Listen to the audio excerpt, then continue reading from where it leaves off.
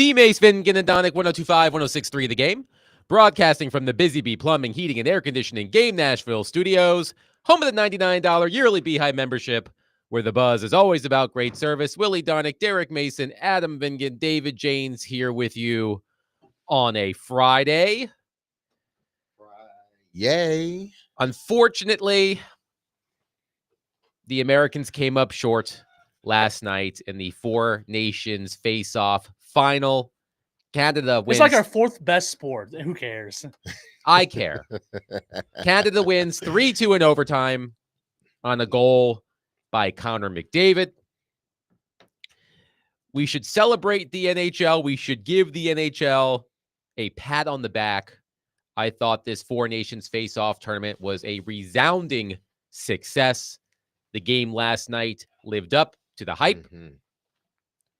And although it did not go our way, the reason why it stung so much watching that game last night was because the U.S. is closer to Canada in terms of hockey talent than it's ever been. That game was absolutely winnable for the United States. Credit where credit is due. Jordan Binnington, there were a lot of questions about Canada's goaltending heading into this tournament. Jordan Binnington has not had a great season for the St. Louis Blues, but one thing we do know about Jordan Binnington, he rises to the occasion in big games. And in the same building where he backstopped the St. Louis Blues to the Stanley Cup, he was incredible in overtime. 6 saves in overtime, multiple 10 bell saves in overtime, most notably stopping Austin Matthews on the doorstep. Austin Matthews, who since entering the NHL has scored more goals than any other player in the league over the past near decade, had a great opportunity. Jordan Binnington stood on his head, to use the old cliche. Connor McDavid scores. It stinks, but as a hockey fan, I don't think you could be more pleased with how this overall tournament was. Gentlemen, your thoughts? I mean, I think it was as advertised after the first game. I think those that caught the first game and caught that buzz, I think the NHL delivered on their final, their Four Nations final. I think it was what everybody expected, a back and forth, grueling game. There wasn't any fights, which was good. They were there and playing this game to win, and you saw maximum effort out there. I think from that standpoint, the NHL won hands down. Even those that didn't expect to watch this game, they end up watching the finals. Didn't expect to watch the Four Nations, they end up watching the finals between Canada and the U.S. And you just hope that what happened, this last 2 weeks, it bleeds over into, and I'm not just talking about this year's regular season. I'm just talking about hockey as a whole, drawing more eyes to the sport. Will it happen? I'm not sure, but I tell you what, this was probably one of the best tournaments that I've seen in the last 10 years. Not just hockey I'm talking about tournaments, period. I love the, just that was 4 teams, I think was pretty cool. There weren't too many games, so every game was big. You wasn't oversaturated with games. Right. Yeah. You weren't like, well, these are the prelims. Like this will be what happens in the Olympics next year, is there'll be a buildup because that will be the U.S.'s thing. Hey, almost had them. Darn it, we're just as good. Like Adam was saying, they've closed the gap in the last generation. The gap between the depth of talent in Canada and the USA has closed in a big, big way. World Juniors, if you look at the last 10 years or so, the USA is competing big time with Canada now that used to dominate every year. Now I think the USA felt like they should have won the game last night, and they thought they were the better team. In fact, one of their best players didn't play in the tournament, in Quinn Hughes, and of course, both Kachucks were battling. And I am going to chalk up a victory in the take it to the bank because clearly Matthew Kachuk was not healthy enough to play last night. It was the classic Herm Edwards. I know you can start the game, and there was no way he wasn't going to suit up, but that was the issue. He could not sustain and play the whole game. That was a difference maker. That helped Team Canada. Not that Canada didn't have injury issues as well. They were missing a couple of their best defensemen. But there will be a build-up to the Olympics next year. But the Olympic tournament is different. There'll be more countries in it. There'll be preliminary games. They won't have the same focus on every game. In this tournament, every single game was enormous. So I didn't know what to expect in the first few months of the season. I wasn't sitting there going, man, I can't wait to watch the Four Nations face off. I just didn't think it would be this big. But, man, they hit an absolute grand slam for the league. What I would like to know, you can call us, you can text us, 615-737-1025. Our phone and text lines are driven by WilsonCountyHyundai.com. A lot of the talk around this tournament is what impact could it have on the NHL? If you consider yourself a casual hockey fan, you live here in Nashville, you catch some Predators games from time to time, but you're not living and dying with the Predators every night. You're not a huge hockey fan, but you tuned into this tournament. I would love to know what your thoughts on it are. 615-737-1025. There are two American players, I should say, who became stars in this tournament. Number one with a bullet, Brady Tkachuk. Brady Tkachuk, we talked about this with Elliot yesterday. Brady Tkachuk will now be a household name among hockey fans. His brother, Matthew, was part of a gigantic trade a couple of years ago, helped turn around the Florida Panthers, helped the Florida Panthers win the Stanley Cup. Brady Tkachuk is the captain of the Ottawa Senators, but Brady Tkachuk has never played in a Stanley Cup playoff game. The Senators haven't made the playoffs since 2017. They'll try to do it this season. I hope they do, because I loved what I saw from Brady Tkachuk in this tournament. The fights, the hits, the goals. How pumped up was he last night when he scored that goal?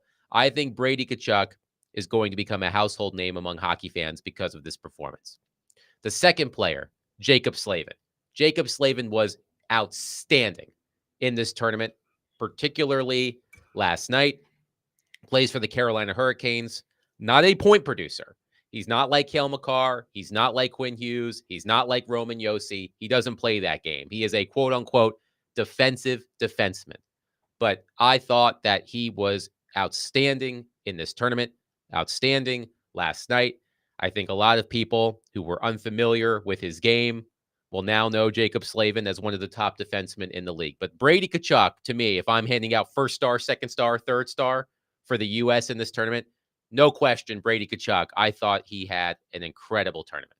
I think the Tkachuks as a duo are just so great for the identity, because that's who the casual fans get drawn to, right? It's so easy to see what they do. Slavin, it's a lot tougher to appreciate what he does, because he's not going to make a flashy play that's going to make a highlight reel. He's just incredibly solid defensively. He was awesome. I agree with you 100%, Adam. And I think in the hockey circles, I think probably some fans of the league who maybe fans of the Western Conference or a Western Conference team that don't see him play much, they probably now appreciate him a little bit more.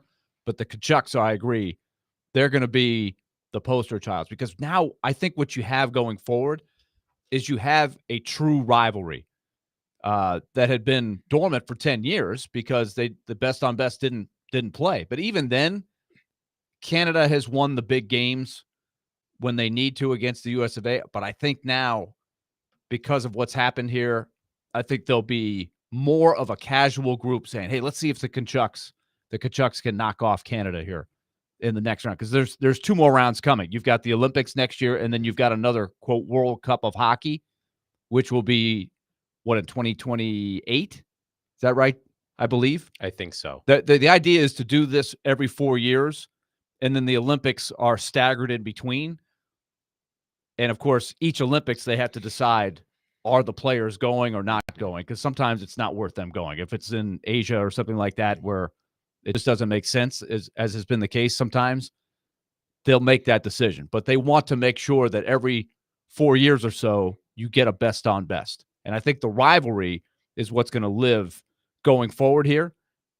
The U.S. and Canada on the women's side has become a really good rivalry for hockey fans. I think the men's side, it's just took another huge step forward. I was listening to First Take this morning, and they were talking about this. And Stephen A. Smith was talking about how he was flying across the country last night on a flight where you had the TVs on the back of the headsets. He said he got up to stretch, and he said that every TV that he saw was tuned in to the game last night. Now, he also expressed skepticism that this tournament would lead to a huge spike in NHL viewership. We don't know the ratings for last night's game yet. Hopefully they will come out at some point during our program. I'm really interested to see what those ratings are. But Derek, before the show, you even expressed some skepticism. Look, I am a diehard hockey fan. Willie is a diehard hockey fan. You are a diehard Predators fan. You watch the Predators, but you're not going to turn on a game on a Thursday night when the Predators aren't playing and say, I'm going to settle in. I'm going to watch the Panthers play the Hurricanes tonight. So you did express some skepticism about the impact of this tournament on the perception of the NHL in this country. Why do you say that? I don't think it's going to change. I think people, and we all do it, we're prisoners of the moment. And it may bleed into the season for a quick minute, but then people are going to get back into their routines. Unfortunately, you know, I don't think hockey is a part of people's routine on average when you're talking about sports. Now, here in Nashville is different. We have a team. We love our team. So us watching them on a Tuesday or Thursday is nothing, you know, but everybody doesn't feel that way. What if we didn't have the Predators in Nashville? What if they were in Memphis or Knoxville? Then how would we feel about the hockey team then? Maybe there would still be a swell of supporters. I don't know. But because of the proximity, we're always going to love hockey. This is going to be a hockey town as long as the Predators are playing.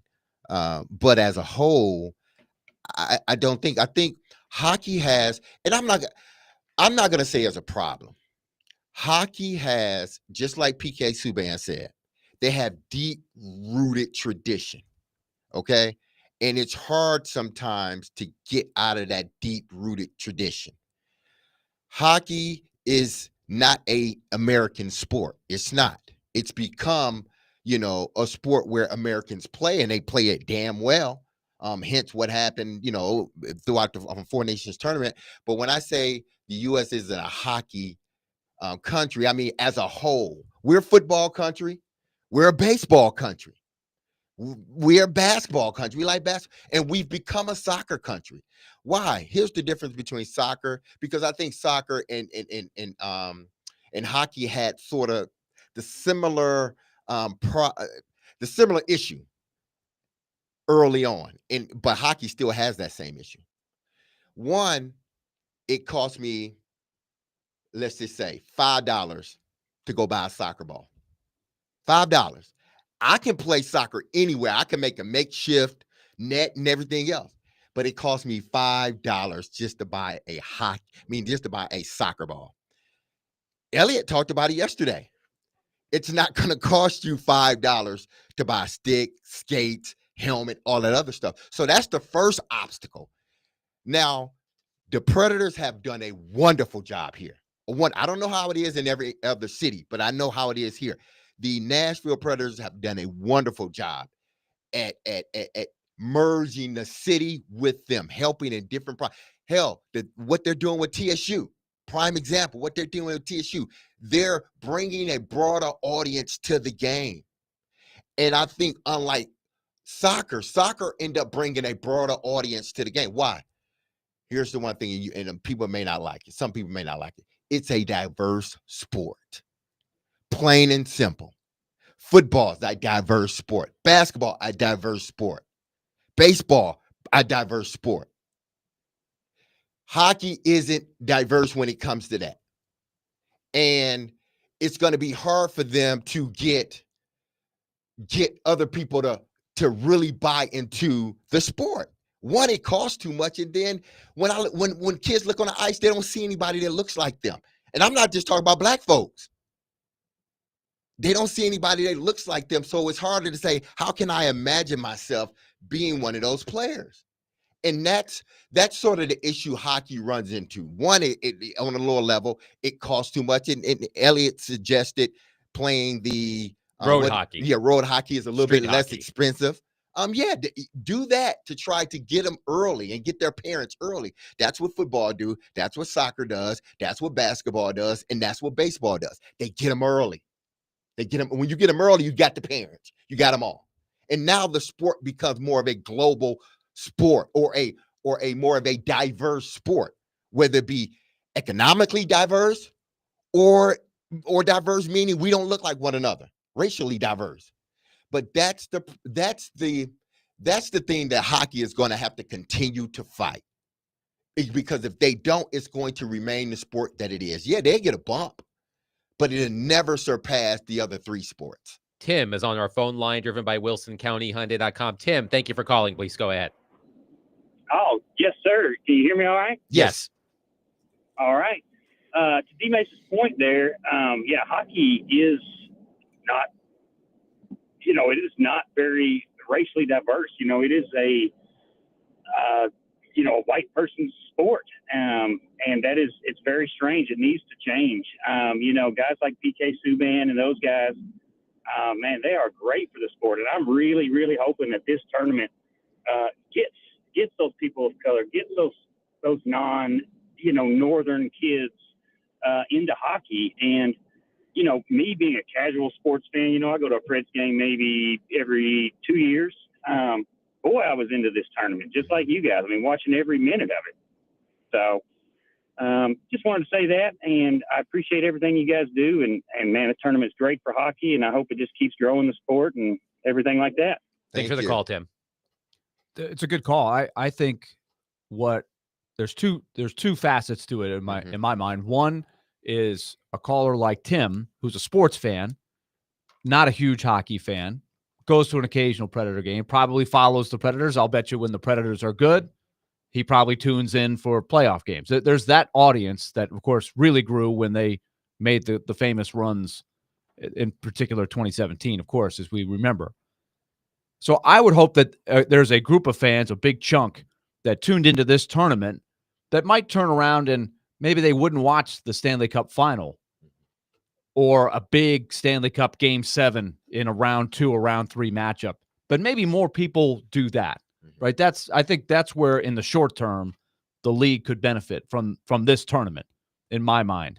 Because I think we're going to see that they captured some rings that don't normally watch hockey. Of course. In this. Like I admit, I don't watch any of the soccer, European soccer. I follow the Nashville SC. My daughter played soccer all through her youth and everything like that. And I love the World Cup, but I don't really follow the international soccer in between the World Cup. But I'm all in on the World Cup. I wasn't until I was probably, 20, close to 30 years old, probably, before I started really doing that. So they got me, right? So I think that's what hockey's trying to capture is in the big tournaments, in the big playoff games, can you get a bigger audience? So that's the one thing. The diversity thing and the trying to broaden the foundation of the players, that is something that cannot be changed in with one tournament, right? It can help, but this is something that they've been trying to work on for a number of years. They've got a woman named Kim Davis, who I'm always so impressed with. And she has been working with the Predators and TSU on this TSU project. They know that it cannot be changed overnight. This has got to be it's going to be very slow moving. They're trying to reach out as much as they can, but it's going to take a lot of time because Yeah. just to start with, it's a very regional sport traditionally. Mhm. You go to Minnesota, Massachusetts, It's a Michigan. northern sport. Yeah, the colder weather Exactly. areas, that's where traditionally 90% of USA hockey players have come from, or maybe it was probably close to 99% up until a few years ago. Now you're starting to see Austin Matthews from Arizona and then an occasional guy from California. Slavin, I think, is from Denver, Colorado. You've got some guys born in Florida. So you're starting to see it a little bit more, but now you need to see more more stories of diverse kids who grew up in non-traditional areas that are getting opportunities to play that end up falling in love with the sports. Get the best athletes to play. It takes a lot of time, energy, and funding, quite honestly, because it is a very expensive sport. You bring up TSU. At Tennessee 9311 on Twitter tweeted at us and said, I love the Preds. What they've done for TSU, and I live in Clarksville. We have an arena here now because of the Predators. And I have black friends that have younger children interested in NHL hockey because of the arena. Look, it looks pretty cool seeing younger black kids interested in hockey. So something like Tennessee State University having a college hockey program can play a role in all of this. So I am intrigued by that. That's a good point. We will see what happens with this tournament and how it can impact the NHL. We'll bring Chris Mason into this conversation, Predators television analyst. He'll join us next, 615-737-1025. If you have thoughts on this, you can get them in as well at 615-737-1025. Nashville's best deal of the week is from Bavarian Beer House, located at Opry Mills Mall. Enjoy traditional German beer, brats, giant pretzels, and more, and their expansive beer hall and garden. Head to theGameNashville.com/deals and get half off a $50 gift card while supplies last.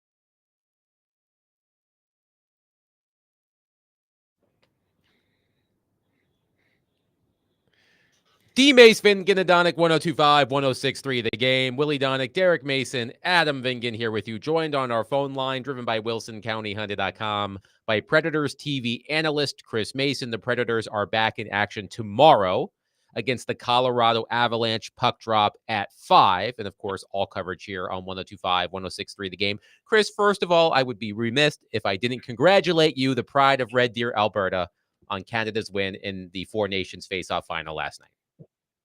Thank you very much. Really appreciated. No, that game was unreal. I actually think U.S. was a better team last night, but our old buddy Jordan Binnington saved his best for last and outdueled Connor Hellebuck. But what a tournament. That was just incredible on all accounts for hockey. I think I've never had so many texts from people that don't really follow hockey as much as I did the last week and a half. And obviously with that first game and all the fights and the anthem booing and all that kind of stuff. I mean, I think the NHL did just an incredible job. The players bought in. They just went out there, wanted to kill each other, and it made for just an unbelievable week and a half. Chris, the Predators are back in action tomorrow. The NHL trade deadline is 2 weeks from today. On March 7th, Barry Trotz figures to be busy. The Predators are out of the race. I imagine some Predators players that fans know and love are going to be switching addresses in the next couple of weeks. I am going to ask you to put on your armchair GM hat. If you were in charge of the Predators trade deadline, what would be your number one objective? Well, I think first of all, I think, we're lucky that, we have Barry, and he's very open with what he's doing, what he's thinking, and his plan kind of all along.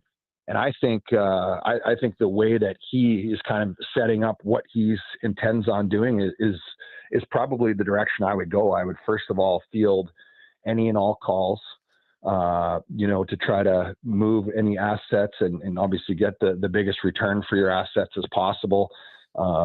Contracts and things that are expiring.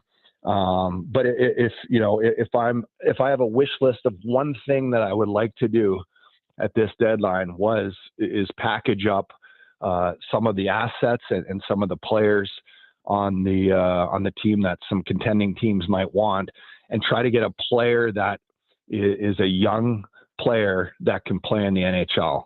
Not necessarily a prospect or a draft pick, somebody that's proven already. That is a good player right now, and in that you might have to give up something in terms of a draft pick or something like that. But I would be looking for a young centerman if possible. And I know nobody wants to give that up. But that's something I think that, could be a possibility for a team that's trying to, get their depth in order, try to improve at the deadline to win a Stanley Cup. I think, there's some teams out there that could maybe afford to give up that player if they have to, if that's what they feel it's going to take to win a Stanley Cup. So that would probably be, my way of going about it. Easier said than done, but that's what I'd be looking for. Now, see, Mace, I got two things before I get to my question. One, you got to have the best introduction song ever on this station. You have the best. It's the greatest. So that's first and foremost. Secondly, your social media post, it was so funny. I wanted to give you that gesture back as you scanned over the ocean and did it. And then you give everybody that's watching the old middle finger. It was the funniest thing. So I just wanted to, mention that before I get to my question. The last half of the season now that the break is done, they've had 2 weeks. We know where the Predators sit. This is a team that is looking more so to next season than anything. And with that being said, I know, Barry is the type of GM that allows processes to happen, and then he's evaluating as he goes, and he will make his decision at the end. He's always been upfront about things with the Preds. But do you think that Coach Bruno is in complete evaluation? He's in evaluation mode in regards to, meaning Barry is in evaluation mode with Coach Bruno in regards to, not that he's a bad coach, because I don't think he's a bad coach, but is he the right coach for the guys that you have on this team right now? Yeah, I think so. I think, that the NHL is you're always being evaluated, for what you're doing, what you've done, what you're doing right now, and how you fit in the future. And, that's the most volatile position in hockey is a coach, because when things don't go well, you're kind of the first one that fingers get pointed at. And, when things are going well, you don't necessarily get a lot of the credit, but I think everything and everything and anything is going to be evaluated right now. And he's definitely, this is an important stretch, I think, for Andrew Brunette, because I feel, you're going to obviously move some veteran players. You're going to get younger. You're going to get some more looks at some what's in the farm system and what's in the stable. We've already seen Joakim Kemmel. I expect to see a little more of him, and some other players might get an opportunity as well. And I think you want to see, how your coach, integrates and fits in with the younger guys, and how that process goes. And if he's able, because one of the challenges, I think, when your team goes into this situation and you're not, managing a roster to win, players don't feel like that. They always want to still continue to win. So it's going to be a challenge, I think, for Bruno to continue to get the buy-in from some of the, the veteran guys and the leadership group and the guys that were brought in here to, quote unquote, win. I think this is going to be, something that's the coach is, really, I think, responsible for setting the tone in that regard.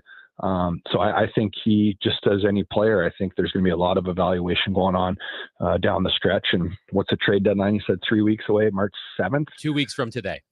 2 weeks from today. Wow. So yeah, I think everything's going to be under a microscope, and seeing how everybody responds to this situation. That's what you want to see from your players and coaches. Is it's easy, to evaluate players and everybody and staff and everything when everything's going well. But when it's a tough situation like this, and it's going to take a lot of mental fortitude and commitment, I think, from everybody, there's going to be a lot of evaluating going on from Barry Trotz for sure.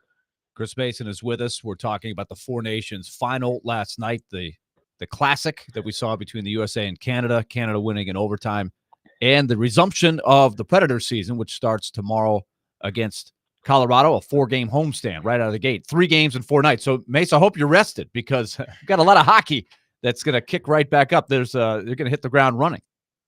I'm ready to go. I can't wait. Actually, I'm looking forward to getting back and doing this. But I was thinking about those guys that played in that tournament, especially, Canada, think of just Makar and McKinnon, who the Predators will be dealing with tomorrow. Yeah, and Devon Taves. There's 3 guys that the Predators play tomorrow against Colorado. What will Colorado do with those 3? That's exactly what I was wondering. I'm like, these guys are going to be, you come off that emotional high and that physical grind. Everyone else got a break, and these guys were out there trying to, kill each other. And, you win the Four Nations Cup and have that big celebration, and obviously the winner take all game and all the emotion that went into that tournament. And then you come back to the regular season.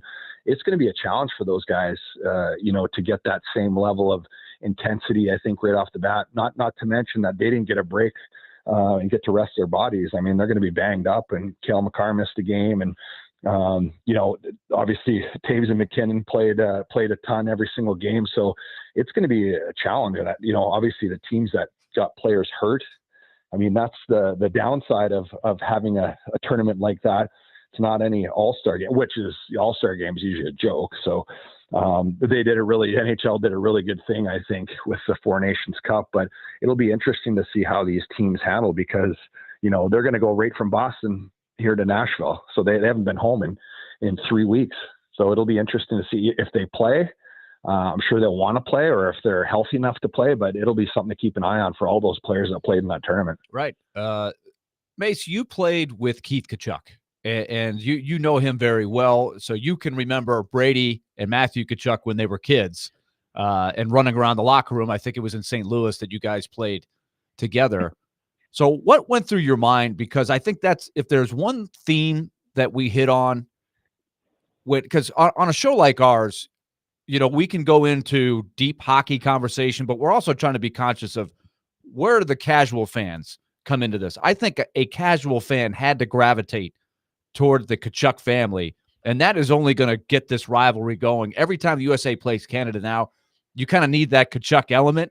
And you had it when Keith used to play against Canada years and years ago, but that had to be an interesting perspective for you. Well, first of all, the last, when I played with Keith, he was such a great teammate and just an awesome mentor for the younger players. It was his last year when he retired.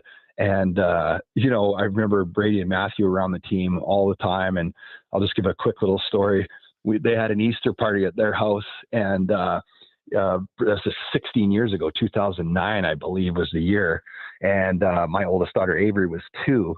And Matthew and Brady, they had the Easter party and the Easter egg hunt. They took Avery around, my daughter, and made sure they were making sure that she could find the eggs. And they had one golden egg, and they made sure that Avery got it. She was the youngest one there. And they're just such good kids, like such well-mannered kids. And, around the locker room. And Keith and his wife, Chantal, were very just awesome parents about teaching these guys about respect and all this kind of stuff. And now you see them, and everybody in Canada obviously hates them. And their mom is Canadian. Chantal's from Winnipeg. And I think somebody asked Matthew, what did you ever consider for playing for Canada or whatever? And he's like, I'll never play for Canada. I'm an American, through and through. But I think to your point, that element, I think that's what got that first game there when they, went out and fought and set the tone to the tournament and what that rivalry was going to be like. That's something that's going to, bring viewers and new fans to the game, because you'll be seeing those clips for a long time, and every time, especially with the Olympics coming back next year. I think it's just awesome for the game. And I think they're, a couple special young players with their, broad skill sets of that physicality, that grinder mentality, the skill. They've got it all. And their dad and mom did a great job with those kids. Mace, last thing for you. Let's tie together what we saw in this tournament with what the Predators are facing going forward here, because I think Andrew Brunette had to be thinking this some. One observation, and you and I were texting, all of us were texting last night during the game, that you see this prolific talent on the ice for both teams. Jack Hughes and Braden Point, and of course McKinnon, McDavid, all these guys. Yet they were contained. Both teams were fairly contained offensively. The game didn't get out of control. It wasn't 7-6 or anything like that. So it shows you how important defense is. And these are both teams that were missing very important defensemen, right? And so I think of the Predators defensively, and I wonder what resonates with Barry Trotz and Andrew Brunette. And if you want to win big in big games, you have to defend, as great as your talent might be. Well, exactly. And you look at Jacob Slavin and how unbelievable he played in this tournament. And obviously not an offensive guy. He can chip in a little bit. He's a good skater, but defense is everything. And it's the old cliche, it wins championships. It does win. And if you don't have it, you have zero chance of winning a championship. And I think this year with the Predators, I think that was their Achilles heel. I think UC Saros has got a lot of slack, and a lot of it unfairly, in my opinion, because it doesn't matter who you are. If you think Connor Hellebuck's the best goalie in the league, you put him on the Predators this year, he's not going to have the numbers that he does, and probably go on to win another Vezina trophy. It's just not possible. And, lately, I think, you look at the defense and who you started the year, Carrier out, Fabro out, Lazon's out, you don't even have half of the defense core that you started the year with.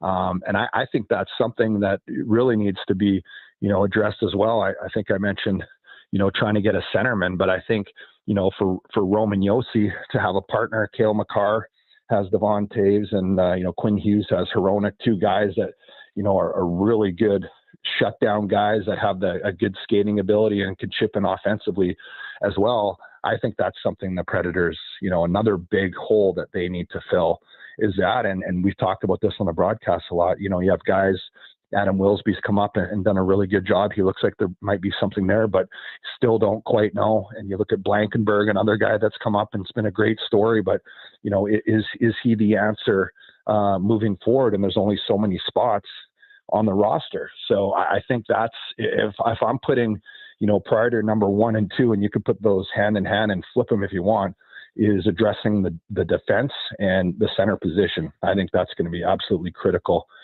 going into the trade deadline and into the summer. Chris Mason, Predators television analyst, joining us on D-Mace, Vangen, and Donick. Chris, great stuff as always. We're glad to see you back on the call with Willie tomorrow night. All right. Thanks, guys. Have a great day.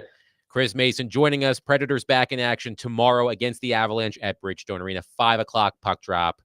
Of course, you can listen to that right here on 102.5, 106.3 The Game. Coming up next, we've spent so much time talking about quarterbacks. Let's focus on another position, a position that Derek Mason knows quite a bit about. We'll talk wide receivers coming up next. Willie Donick, Derek Mason, Adam Vingan, 102.5, 106.3 The Game.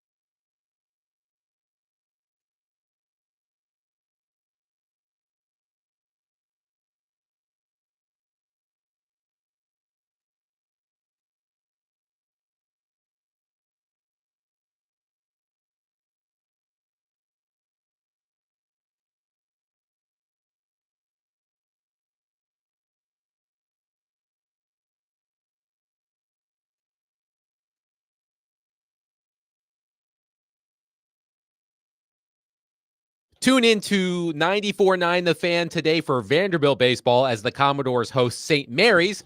Pregame begins at 1:45 and first pitch is at 2. Coverage is also available on the 94.9 The Fan app and at 949thefan.com. Willie Donick, Derek Mason, Adam Vingan here with you. We've spent so much time talking about the quarterback position. We haven't really discussed the player that the quarterback needs to throw the ball to most, and that's wide receiver. And the Titans need help at wide receiver because right now it's Calvin Ridley, and we'll see. Yeah. We'll see. Yep. We don't know. TBD. Right. I don't know how good of a pass catcher TBD is. Is he better or worse than NWI? TBD NWI. That's a good point. So I want to throw out some players here for Derek who could be available, wide receivers who could be available. Bill Barnwell had an article about this recently, looking at some wide receivers who could be traded, wide receivers who could be cut, wide receivers who will be available in free agency. At the top of his list for cut candidates, and I think it's because it's in alphabetical order, is Davante Adams. Davante Adams is with the Jets. Aaron Rodgers no longer with the Jets. Teron Davenport was on our program earlier this week and mentioned Davante Adams if Aaron Rodgers ends up here, or even Derek Carr. If Derek Carr is let go by the Saints or stays with the Saints and the Saints need help, I don't know. Davante Adams, we know he likes Aaron Rodgers. He's followed around Aaron Rodgers. If Aaron Rodgers ends up here, maybe Davante Adams ends up here as well. Derek, Davante Adams is not the elite wide receiver he once was. But what do you make of Davante Adams as a receiver right now, and how could he help the Titans if they were to pursue him? I think Davante is on most teams right now. I'm just talking about right now on a Detroit Lions, even Green Bay to an extent. Some of these teams that are flourishing, he may just be a number 2 and a really good number 2. Would he be a number 1 with the Titans? And see, it's not because this would be sort of the same problem, Willie, that I talked about with DeAndre Hopkins when they brought Ridley in. Yeah, I think when they brought Ridley in, it's like, okay, yeah, you say all the right things, but I know once we start getting into ball playing, if I'm not receiving the ball, if I'm not that number 1 guy, when I have been that number 1 guy at every stop, if I'm no longer that number 1 guy, I don't know how to take that.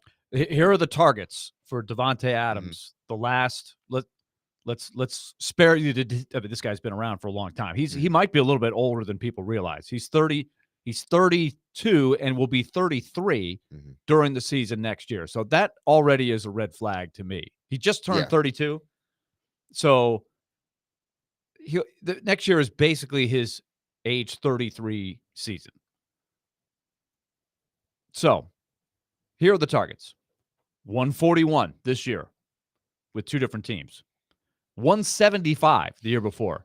180, 169, 149. That's the last 4 years, or that's the last 5 years. So a minimum of 141. That was this past year. So this is a guy that is used to getting targeted. And so that alone has you saying, if you bring this guy in, he has to be your number 1, unless, and we discussed this a lot with D-Hop, in terms of D-Hop, unless he's willing to adjust his game in a big way, right? He's not. Well, that's what I'm kind of thinking. Yeah, he's not. And it's no indictment on Davante Adams. But when you've been that guy everywhere you went, he was the guy just about every year in Green Bay.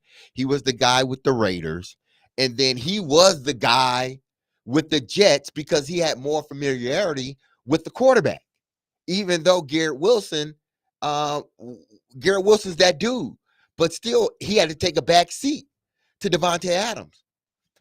Would Davante Adams be able to come in here, and how would that mesh between he and Ridley go? We saw it didn't go well with Ridley and DeAndre Hopkins. It didn't go well. So much so, DeAndre Hopkins admitted he took himself out of the game. He lost the love. Yeah, he lost the love. He lost his smile. Exactly. So you bring Davante Adams here. There has to be it's almost as if you got to talk to Devontae like beforehand, and y'all got to have an agreement. Like that 141 targets, you're not getting that here. You're just not. Our number one guy is Calvin Ridley, and then you'll be the number two, which means you're not going to get 141. And you know what? Devontae Adams may walk in there and say, you know what, Brinker and Borgonzi and Callahan, I do it. I do it. I guarantee you this. I bet each one of y'all $5 in this room if it happened. If the Titans are not winning, it's going to blow up.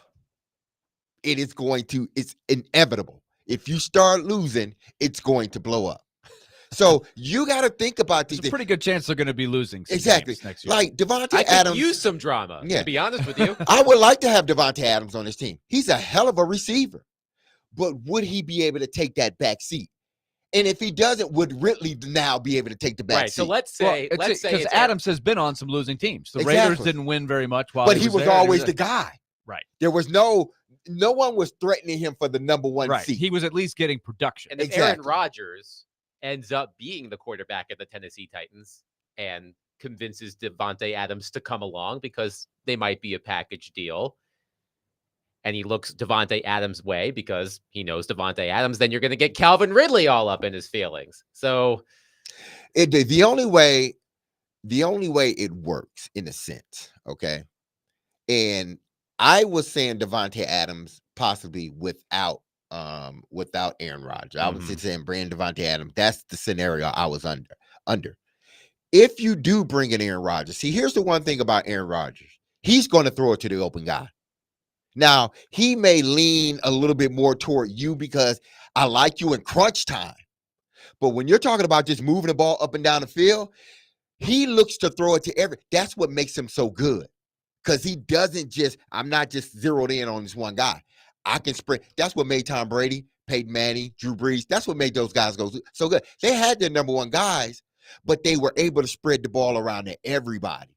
If you bring in Rodgers now, okay, it may work. But then again, if you're losing, things may not go as smoothly And as you thought. remember where he is in his career. He's not the same guy he was 3 years ago, 4 years ago. But he thinks he is. And I don't blame him. Just like every great wide receiver. That's just what like I'm D-Hop. saying. That's what I'm saying. I don't blame him, but he's not that guy anymore. 615-737-1025. If you have suggestions as to which potentially available wide receiver the Titans should go after, let us know. 615-737-1025. Coming up next, we're going to do a little rapid fire with some of these potentially available wide receivers, and we'll get Derek's take on all of them. Coming up next, Willie Donick, Derek Mason, Adam Vingan, 1025-1063, The Game.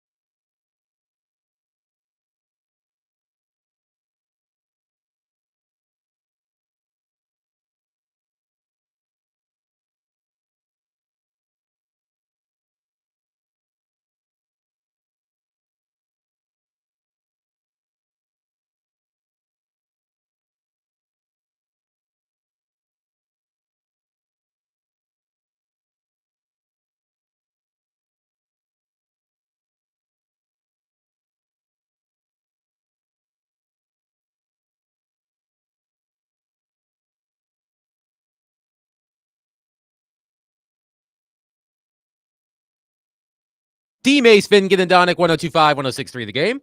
Broadcasting from the Busy Bee Plumbing, Heating, and Air Conditioning Game Nashville studios, home of the $99 yearly Beehive membership, where the buzz is always about great service. Willie Donick, Derek Mason, Adam Vingan here with you. Ask D-Mace coming up at 12:30. And I want you to be listening to the end of this segment because I am going to incentivize you to bring your A game for Ask D-Mace. We will have something to give away Ooh, I'm curious. in connection with Ask D-Mace. So I will let you know what that is exactly at the end of this segment. But we are talking receivers who could potentially be available. We mentioned Davante Adams in the previous segment. Derek, I'm going to go a little rapid fire here with you. And Willie, of course, you can chime in as well. The Titans went to the well. That is the Jacksonville Jaguars in bringing in Calvin Ridley. Another cut candidate, according to Bill Barnwell of ESPN.com, Christian Kirk. Remember when Christian Kirk signed that big contract with the Jaguars and everybody roasted them? Why are they giving Christian Kirk all this money? It was 4 years, $72 million. I believe he's with the Cardinals, right? He was with the Cardinals. Yep. And went to the His Jaguars. first 4 years with the Cardinals, where he had not had 1,000 yards in any season of the 4 and still got that contract. Yes. He had 1,108 yards and 8 touchdowns on a Jaguars team that reached the playoffs. But since then, Kirk has 1,166 yards over the ensuing 2 seasons with injuries, including a broken collarbone last October, limiting him to 20 games over that span. Bill Barnwell writes, quote, "While Kirk isn't a bad player, he has become a sort of cautionary tale for teams that just want to spend whatever they can to get competent players in their lineup." So we were talking about Davante Adams, and Derek, you wondered about whether Davante Adams has the what's the word I'm looking for here? Like he can realize that maybe he can realize that, hey, I'm not the Davante Adams anymore. And perhaps that means I may have to take a reduced role. I'm wondering if Christian Kirk, after a couple of down years with the Jacksonville Jaguars, might be more willing to take on that role. What do you think of Christian Kirk if he were to become available as someone who could complement, well, his ex-teammate, Calvin Ridley? If I am going to, because what scares me is the injuries.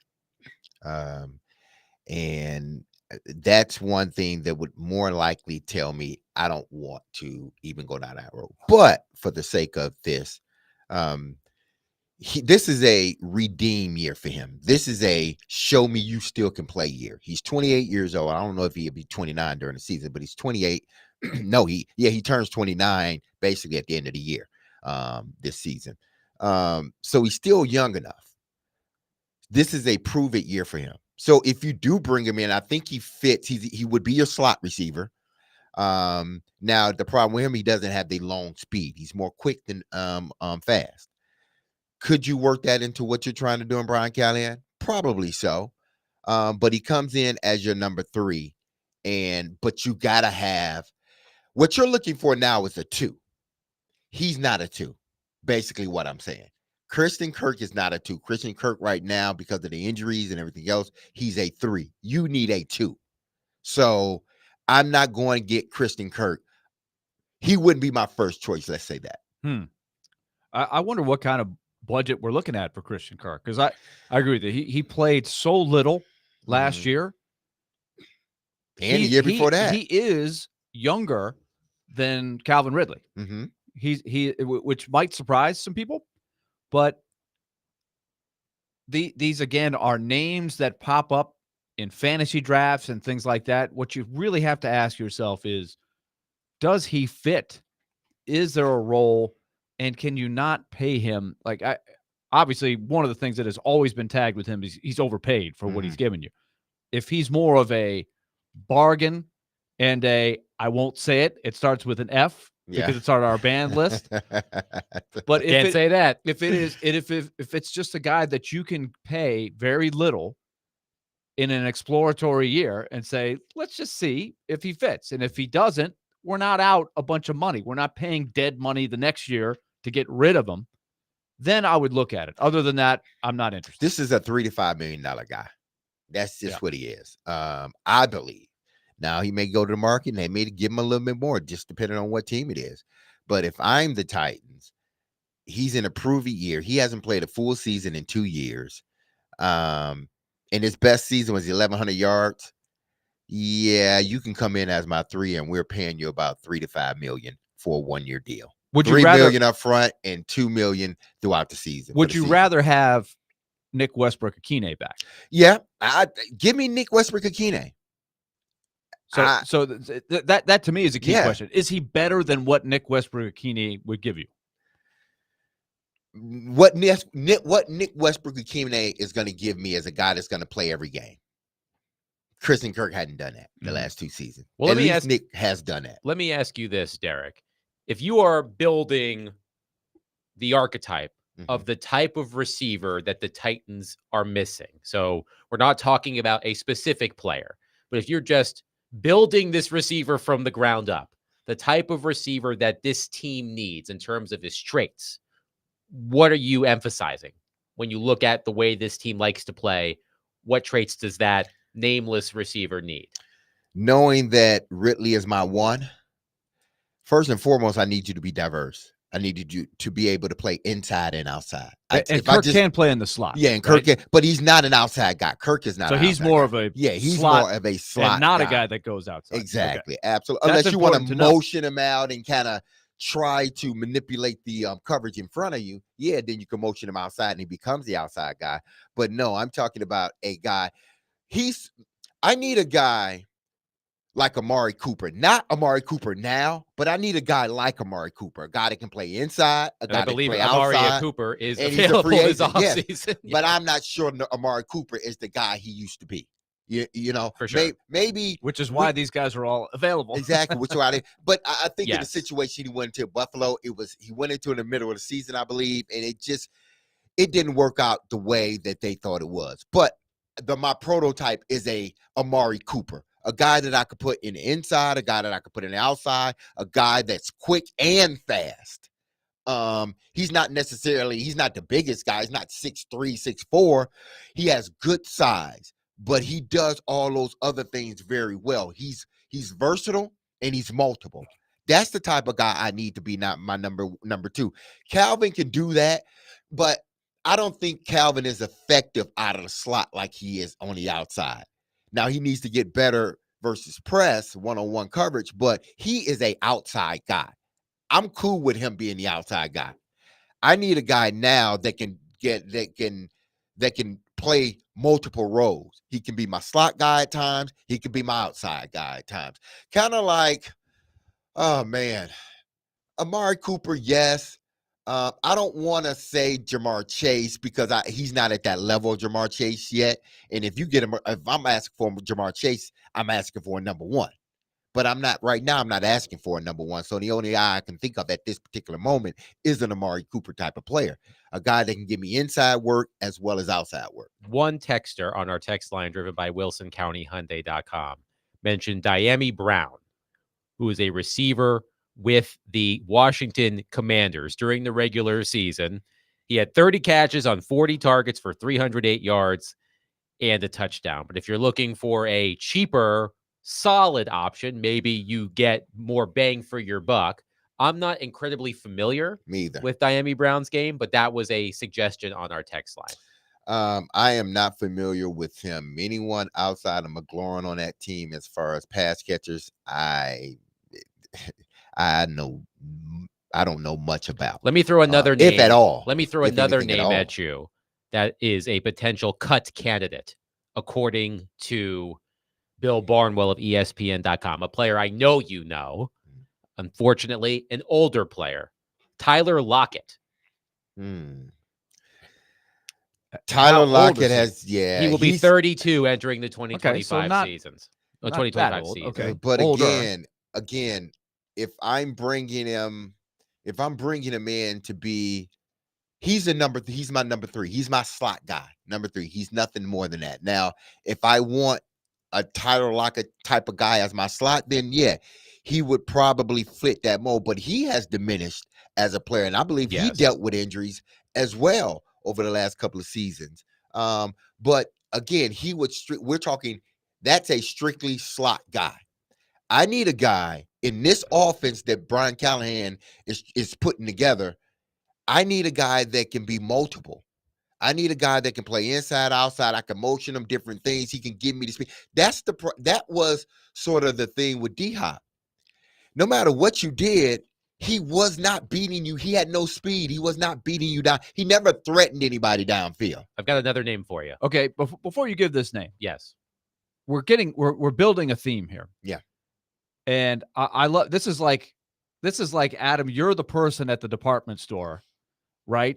And you're pointing out all these D Mace is shopping, right? D Mace he's a wise shopper, right? He knows what he's looking for.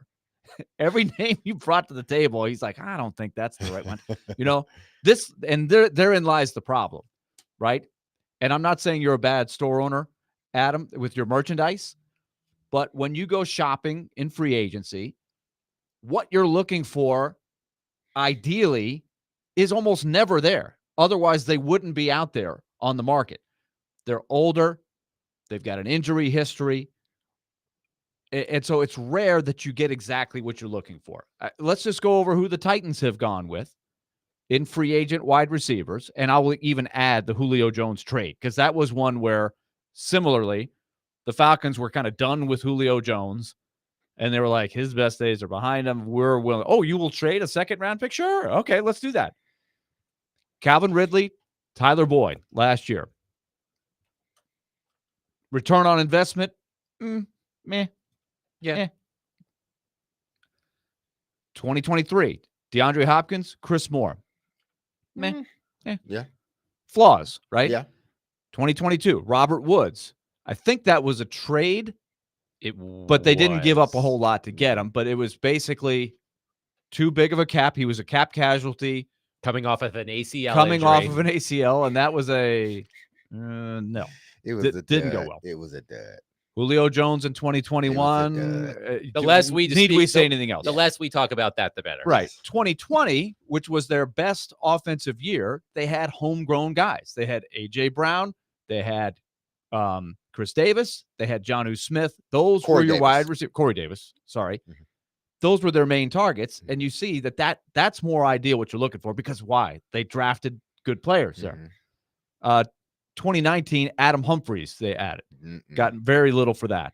Decker. Eric Decker, 2017. Got very little for that.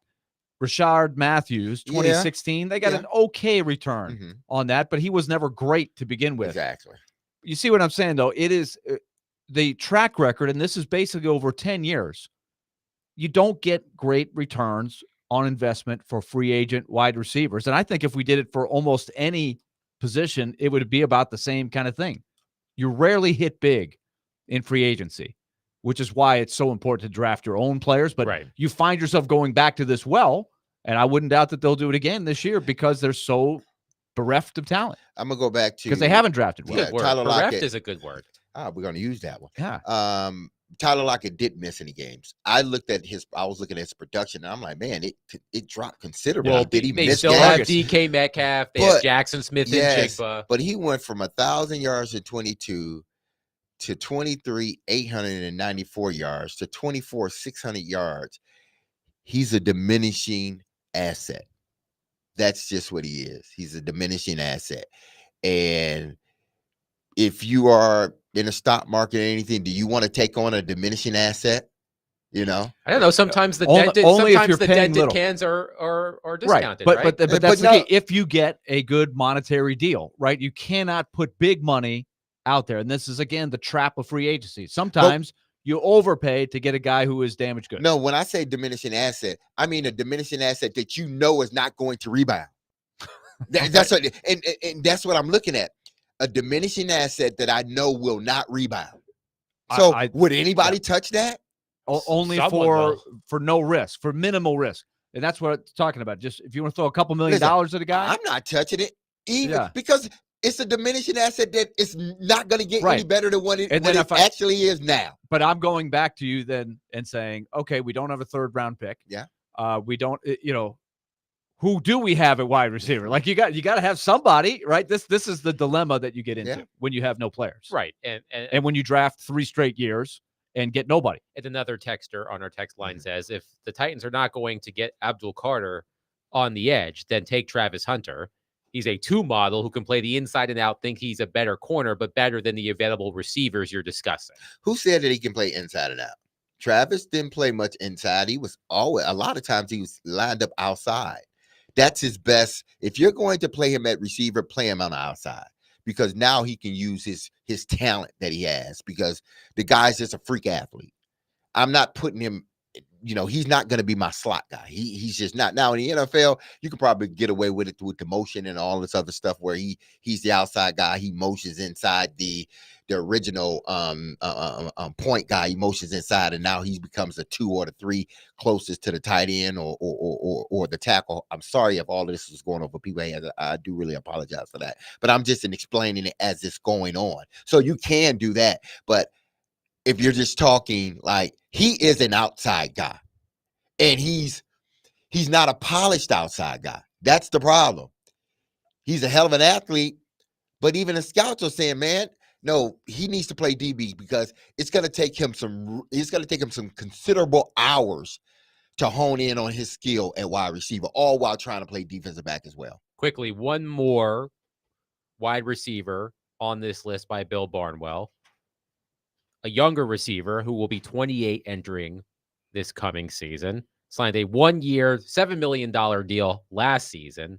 Missed the beginning of the season with an injury. Marquise Hollywood Brown. That's an interesting one. But if I'm going to go down the route of Brown, then I might as well wait for the kid out of Dallas. What's his name? I forget his name. It's right on the tip of my tongue. Not right CD, not CeeDee Lamb, who played opposite CeeDee Lamb. He was in Houston. Before Brandon Cooks. Yes, I'm going Brandon Cooks. Brandon Cooks is available because I don't think Brandon Cooks has the injury history, at least over the last couple of seasons, that Marquise Brown has had. Marquise Brown played 1 game. I'm not a big Marquise Brown guy. I'm just not. When he left, there was a reason Baltimore let him walk. So according to Bill Barnwell, Brandon Cooks is on this list. While Cooks is still only 31 years old, the well-traveled veteran entered the league at age 20. So there's more tread on his tires than for other players at the same age. He made $8 million with the Cowboys last season, but as an unrestricted free agent, he's probably looking at something closer to $3 million on a 1-year deal.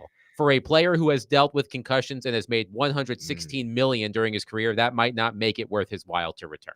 Now, if you're now that part does sort of alarm me a bit, because, the slightest hit because of his history can put him out for a considerable amount of games.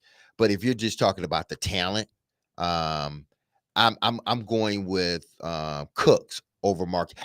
Listen, when Marquise Brown, when they let him walk out of Baltimore, I think they traded him to the Cardinals. One or two, they traded him or he walked. They traded him. They traded. He wasn't like. They traded him because he wasn't a number 1. And his numbers were not good. Exactly. And when he went to the Cardinals, his numbers dipped. So he's just back off an injury. He only played 1 game, and that was the Super Bowl. I would rather go Brandon Cooks because of Brandon Cooks.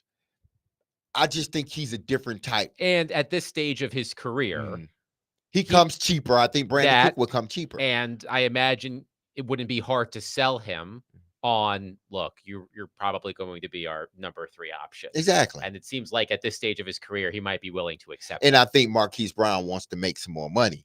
And there's nothing wrong with that. I'm not saying there is, but if I'm looking at the two, I've always liked Brandon Cook's makeup. To me, he's a dog. Like that dude, he just goes out there and play. He doesn't whine about getting the ball, even though there's nothing wrong with that. But he just goes out there and he plays football, man. Those guys sometimes get overlooked, like Nick Westbrook-Keenan. He's just a guy that's why I like him, man. He's a guy that goes and play football. He's a dog. He doesn't worry about all that other stuff. That's why I'm so high on Brandon Cooks over Marquise Brown. I don't think Marquise got that dog in him. I just don't. And Brandon he Cooks. played No, I'm talking about Oh, Marquise sorry. Brown.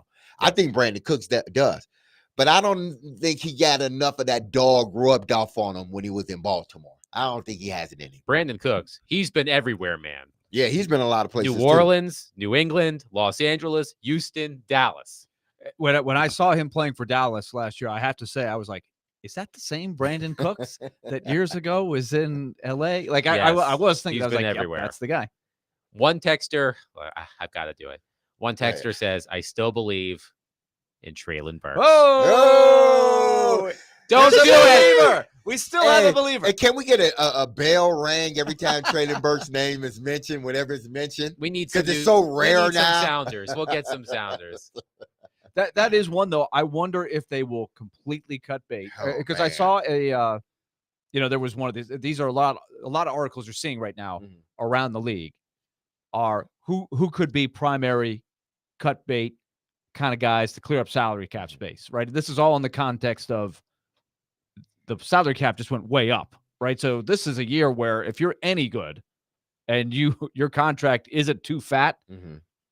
teams will have more room than some years To keep you. to be able to keep you. Mhm.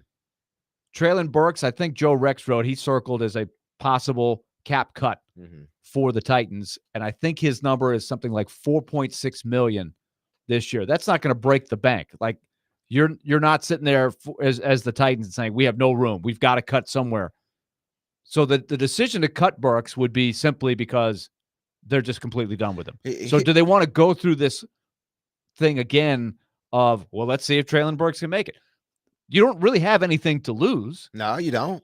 So I wouldn't be totally shocked if they just kept him around I just to would- see. I wouldn't be shocked if Because they all kept these other guys were just talking about, there's Yeah. flaws all around. I wouldn't be surprised if they kept him and just let him battle it out through training camp. Listen, I haven't mentioned Traylon Burks because it's been out of sight, out of mind. And when the coach didn't think to let the public know that one of his players that they drafted had knee surgery, that told me everything about what they think or what they were thinking with Traylon Burks. Listen, I believe Traylon Burks has all the talent in the world.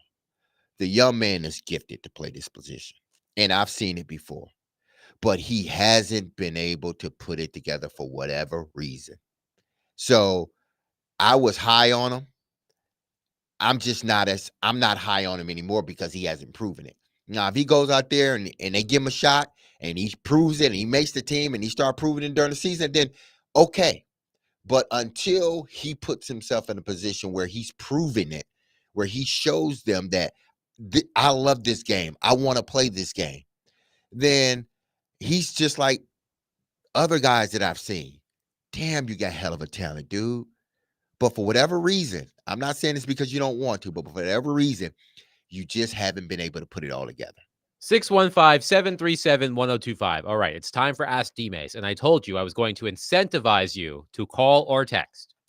The best question for Derek, as chosen by Derek, will receive a pair of tickets to see the Predators take on the Avalanche tomorrow at 5 o'clock. Call us, text us, 615-737-1025. Make sure if you text us, you put your name and where you're from in the text. The best question for Derek, as chosen by Derek, will receive a pair of tickets to see the Predators take on the Avalanche tomorrow at 5 o'clock. We'll get to that next. Willie Dunnick, Derek Mason, Adam Vingan, 102.5, 106.3 The Game.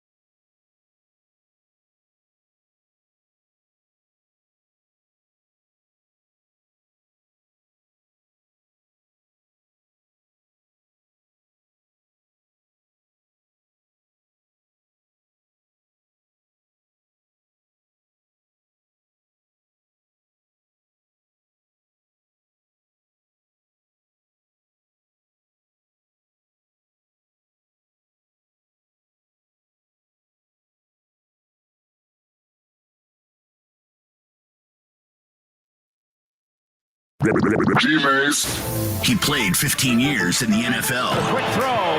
Touchdown, Derek Mason. He had over 12,000 receiving yards. Midfield, and there he goes. 80 yards for the touchdown. And now you can ask him anything. Have a question about football or life? Now's your time to ask D-Mace. We'll welcome you in. Now, D-Mace. On 102.5 and 106.3, The Game and the Game Nashville app. D-Mace, Vingan, and Donick, 102.5, 106.3, The Game. Willie Donick, Derek Mason, Adam Vingan. It's time to ask D-Mace, 615-737-1025. Again, I have incentivized you. The best question for Derek, as chosen by Derek, will win a pair of tickets to see the Nashville Predators take on the Colorado Avalanche tomorrow at Bridgestone Arena at 5 o'clock. So if you've got a question, call us, text us. If you text us, just make sure you give me your name and where you're from as well so that we can get in touch with you if Derek chooses you. Let's start with Jerry. Jerry is on our phone line, driven by Wilson County, Hyundai.com. Jerry, thank you for calling. What's your question for Derek? Hey, thank you. D-Mace, who was your biggest influence, and what teacher would you nominate for Teacher of the Year if you could do it today? Thanks for the call, Jerry. Who was your biggest influence? Biggest influence, my brothers. Those were my biggest influences. When you got 3 older brothers, you know, they're going to influence you one way or the other, good or bad. And, you know, my brothers, they always took care of me when I was younger. And they influenced me because I didn't want to play football. That's not a sport that I wanted to play. Did I play it in the neighborhood? Absolutely. I played it in the neighborhood, but I didn't want to play it, you know, Little League or in high school. Quick story. We went to, all 2 of my older brothers and myself on the east side of Detroit.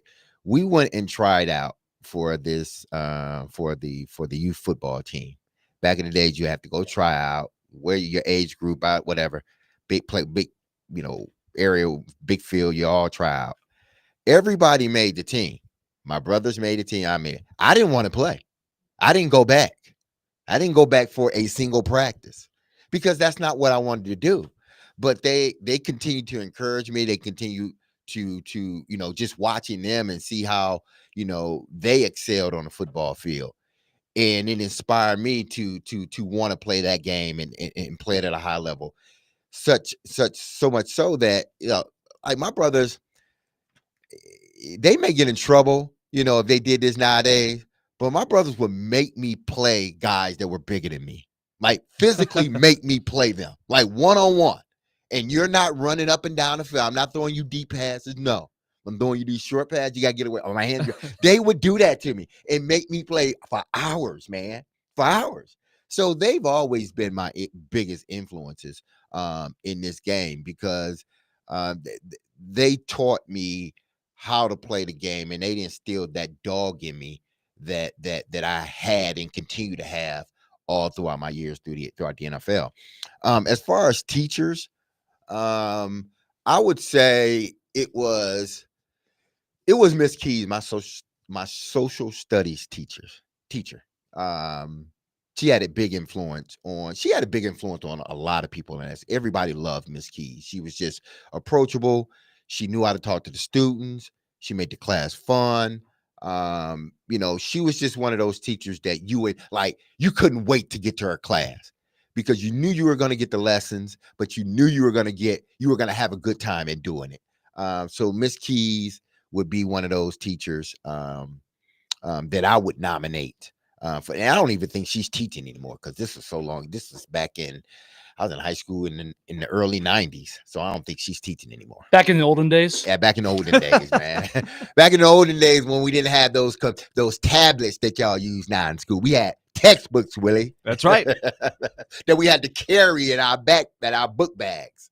Or matter of fact, when you didn't have a book bag, you had to carry them in your hand throughout the school. I seen people do that. I had to do it a few times. All right. On our text line, Chase from White Bluff wants to know, Derek, what was going through your mind when Bill Belichick told you to shut the F up and look at the scoreboard? The crazy part about Okay, that. first of all, before yeah. you answer, can you give people the context of what this was? There was a clip that went around, right? Yeah, and I don't know why this. I guess because that's when Bill came out with his. They came out with this thing, a bill for that. Like they were honoring him in some way. If and David can find a Oh, that's easy to edited find. version of the clip, I don't know if you can find an I edited feel like we version. have it in the system. Yeah, All we right. have If- it. There's definitely Yeah. Okay, David will find it. But you're on the Ravens. Of Yeah. course, Belichick is with the Patriots. with the Patriots. It's during the regular season. And I got to give everybody the whole context. We're moving up and down the field, and they hadn't been able to cover me at this point throughout the game. I had my share of catches. And, he's not the defensive coordinator. Dean Pease. And if you know anything about Dean Pease, you know that Dean Pease was at Michigan State when Nick Saban was there. And I was there as well. So I was there 2 years with Dean Pease on that coaching staff. So Dean Pease and I had a history. And anytime I would play against a Dean Pease led team or Dean Pease, we would always, go back and forth. But it was fun because he was a Michigan State guy and we could relate. So I'm going up and down the sideline and he and I are talking and Dean Pease is just being Dean Pease. He ain't upset about it. He and I are just talking. And then old Belichick wants to chime his big head self in there. Like, seriously, dude, sit down with your old cut sleeves. Sit down somewhere, man. And he said, he was right, though. They were winning. But nobody asked for your 2 cents, okay? But I told him, like, dude, no matter whether I'm winning or losing, I am a competitor. I'm going to smile, and I'm going to have a good time doing it. It's not about football to me. If you stripped away football, see, some people say, I love football. No. Football's okay. I love competition. So put me anywhere in a competitive circle, we're going at it. I don't care what it is. I've been bowling with D-Mace where that happened. Football is and just I blew a a big vessel. lead. I blew a big lead in the game because D-Mace got very competitive. He started off slow, and we were talking, and then the next thing you know, D-Mace was really yapping it up because so it's came from like, behind. man, I don't, regardless of football, Still stinks. Pinochle, craps, I don't care what it is. Dice, euchre, like, we're going to compete. Like, so that's what I was doing. I was competing in TVs, and then his old big head self going to come in there. Mason, look at the square man. Man, shut up. Zenny is on our phone line, driven by WilsonCountyHyundai.com. Zenny, thank you for calling. What's your question for Derek? Yeah, so I was thinking about it, and if the Titans have another horrible losing season, and they ended up firing Coach Callahan, and that would make it about the third head coach getting fired in 8 years, 2 general managers. Do you think at that point that the Adams family should all come together and go to Miss Amy and try to talk her out of the ownership position of the Titans, of the Tennessee Titans? And because with her dad, they were talking about how after the Super Bowl, the Super Bowl run, he went all downhill with all of his coaches and GMs, pretty much the same way with now Miss Amy and after the AFC Championship run that we've had. So I feel like now, if after this season, if they have another terrible season, I feel like it's time for the Adams family to have a big talking about this Titans organization. Thanks for the call, That's pretty Zenny. much it. Listen, I'm torn with this one because they can't keep going the way that they're going. And she can't keep making what seem to be, I'm not saying that they are, but what are perceived to be knee-jerk movements. Whether it be firing a GM in the middle of the season, firing the head coach, then hiring the GM, and then firing that GM, then firing that GM. They seem like you don't have any patience with anything. So that seems to be the perception. But I also know that where this organization was before she took hold of it, like, give it here, I will be responsible for it, and I'll take care of it. So I know where they were before that and where they are now. And she's done a damn good job at sort of, making things better. Now, the product over the last 2 seasons on the field haven't been good, and it's probably in part of what, the moves that she's made as far as head coach, GM, and the firing and hiring. So that may be a part of it. but I mean, the roster is too. So you know, even if this season goes bad, I can't see anyone coming to Miss Amy or Amy Adams Strunk and saying you need to give me ownership or you need to sell the team. No, I think she's done a hell of a job from where that organization as a whole was and how those players felt walking in that building to what it is now. 615-737-1025 will continue Ask D Mace on the other side again. The best question for Derek, as chosen by Derek, will receive a pair of tickets to see the Nashville Predators face off against the Colorado Avalanche tomorrow at 5 o'clock. Willie Donick, Derek Mason, Adam Vingan, 1025-1063, The Game.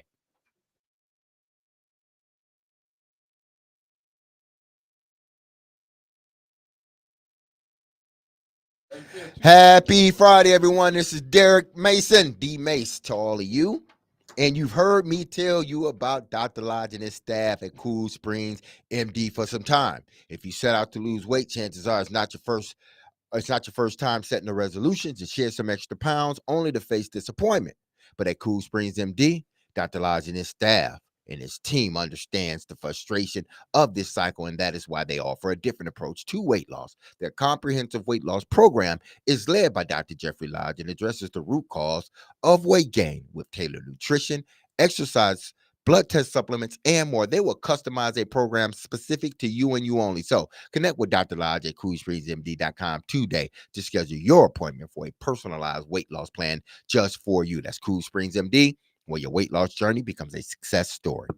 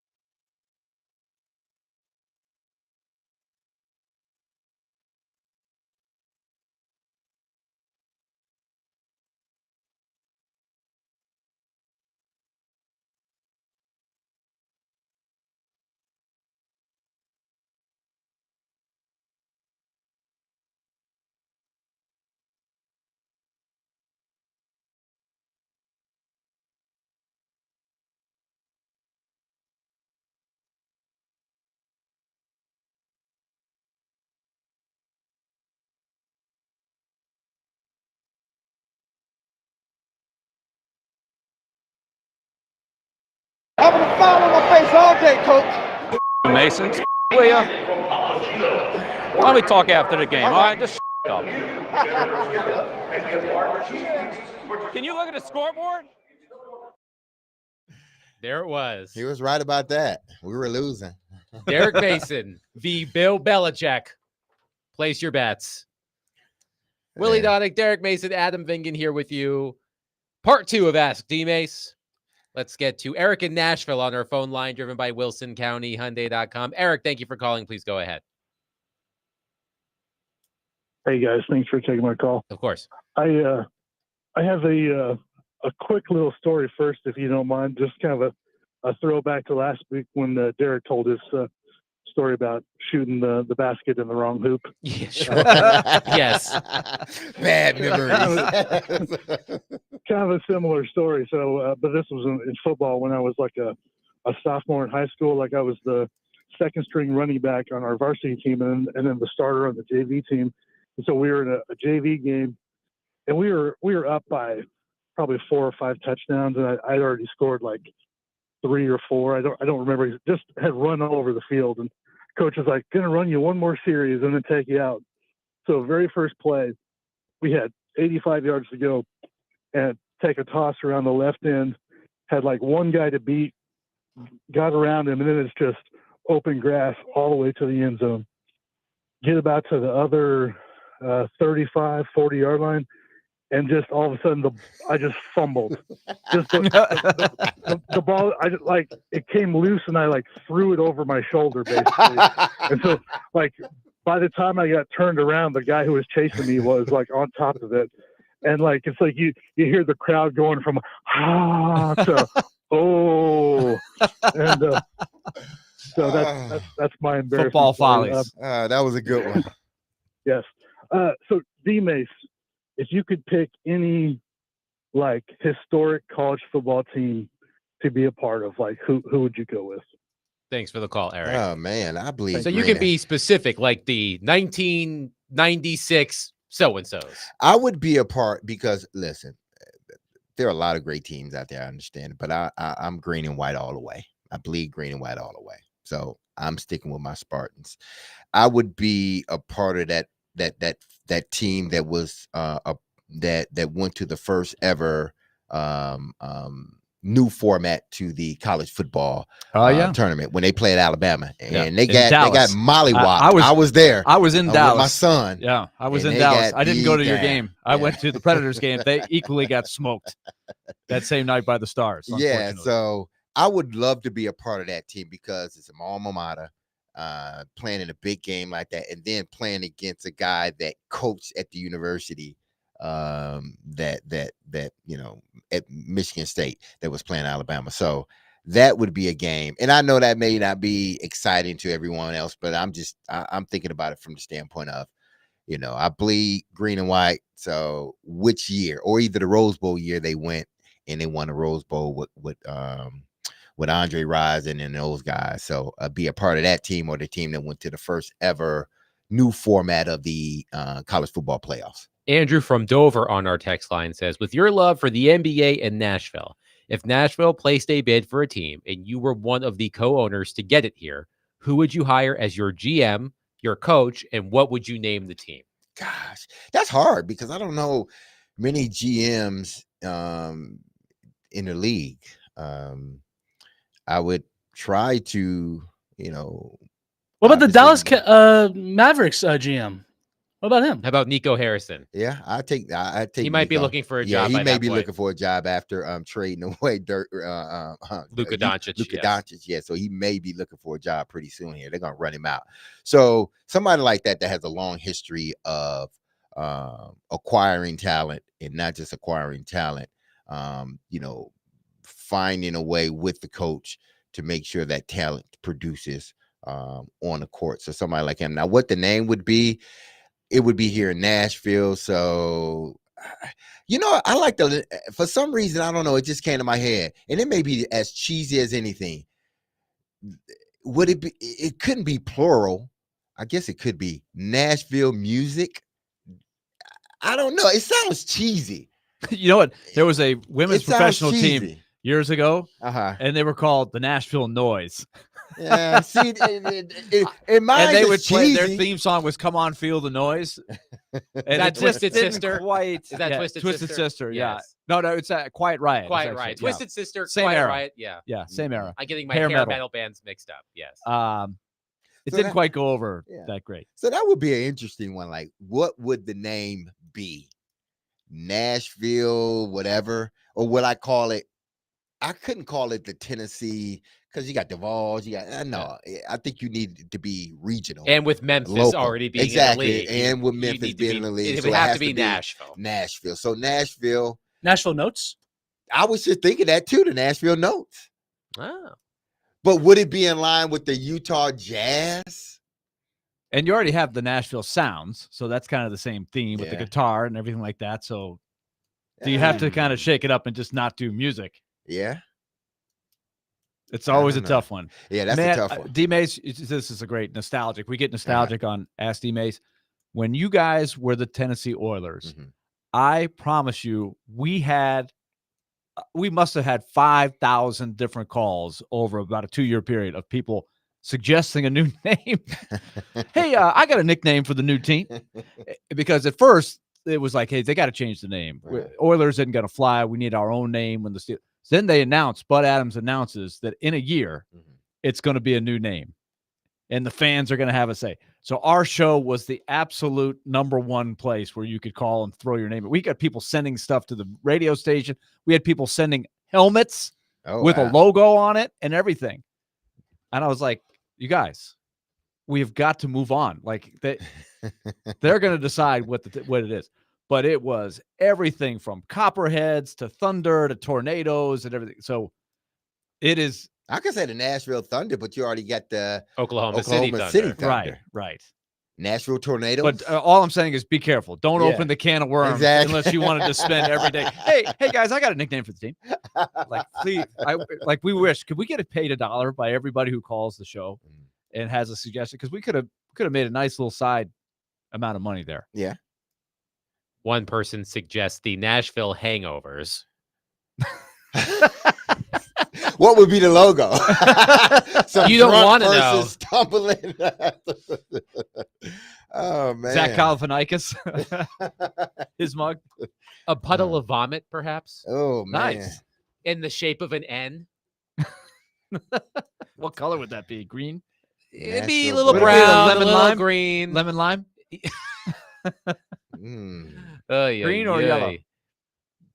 It's definitely green. Green. Maybe All right. both. Yellow. All right. Our last question Okay. from Hit me with Colton it. on our text line. He wants to know, how much did the media affect you as a player, and who was the quote unquote Jared in Nashville when you played? From Colton on our text line. Honestly, I think the answer might still actually be around these parts. yeah. Because even though, and this is no slight to Paul or anybody else, and it's just the way I viewed it. Back then there was no quote unquote Jared.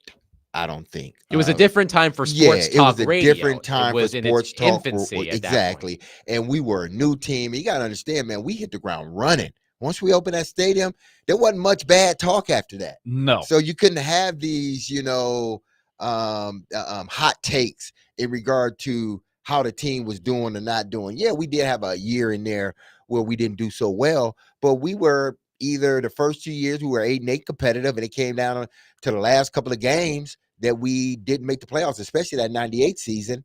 And then 99, we go into a new stadium. We hit the ground running. We go to the Super Bowl. How much bad talk are you going to get? It was with a team? relatively little. I'll tell you what ended up getting a lot of discussion. You'll remember this well, but the landscape back then, for maybe those who can't go back that far, I was a little younger, but I was on the show that probably had the most talk. And back Yeah. then, like we had a very big audience because there were no podcasts. There was only one. There were a couple other stations that did sports talk, but for example, the Titans flagship station did not have a sports talk show per se. They only had their game day coverage. They were on a music station. So for talk about the team, it was really where we were Mhm. at the time. So George Plaster and I would say Greg Pogue at the time were the two that I think would fit the category that you're talking about, or the texter put in there, that were going to push the envelope and be critical of somebody, say, like Yancey Thigpen, who Exactly. couldn't get healthy. Why can't he get healthy? Those were the kind of things. Carl Pickens, what's going on? Why did they sign him? And the biggest one probably was when Steve McNair Yes, had that back was the surgery. biggest one. Yeah. And this is when you guys, I mean, this was when we were all realizing, hey, we have the NFL in our city. Like when it was the Tennessee Oilers, I think we tried to generate a lot of NFL talk, but it was still slow to happen because you guys were in Memphis, then it was at Vanderbilt. You guys hadn't broken through yet. And there was still a lot of SEC traditions. Tennessee had an unbelievably good college football team. So we were reluctant to dive in. But then when you guys moved into the new stadium, it went to a new stratosphere. Exactly. And so the lightning rod topic would have been when Neil O'Donnell came in for Steve whole McNair and booing played really thing, well. and then Steve get the job back. That got a lot of debate and discussion. But there were some people nationally and locally that said they should stay with Neil O'Donnell and not go back to Steve McNair. So to me, that was when you had for the first time, I thought, like, wow, we're a major league city with heavy debate on the NFL. All Because right. before that, it was all college stuff. Derek, who had the best question? Oh, man. I would say, let me put my glasses back on. I took my glasses off. Derek has the scrolls. He's written all these things It would down. be He's got the Eric. names. Eric in Nashville. Okay, Yeah. good. All right. Congratulations, Eric. You will win a pair of tickets to see the Predators take on the Avalanche. David James will be in touch with you to get those tickets to you. Congratulations. 615-737-1025. We'll continue the conversation about the Titans coming up next. Willie Donick, Derek Mason, Adam Vingan, 1025-1063 The Game.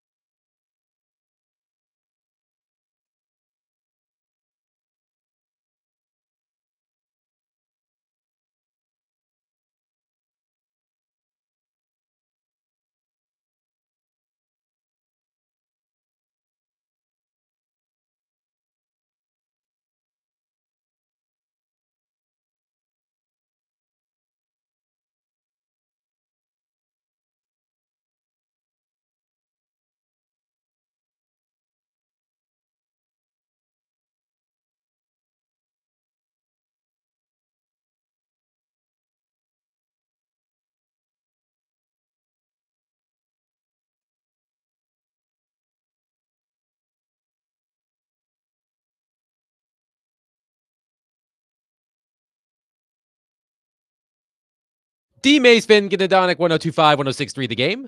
Broadcasting from the Busy Bee Plumbing, Heating, and Air Conditioning Game Nashville studios, home of the $99 yearly Beehive membership, where the buzz is always about great service. Willie Donick, Derek Mason, Adam Vingan here with you.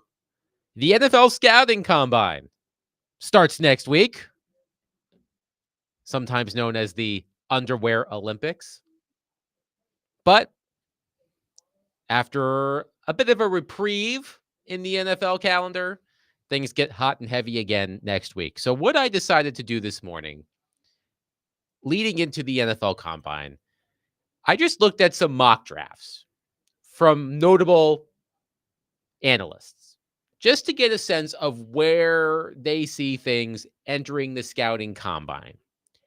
And more importantly, of course, which player the Titans are going to select according to them. Here's a sampling.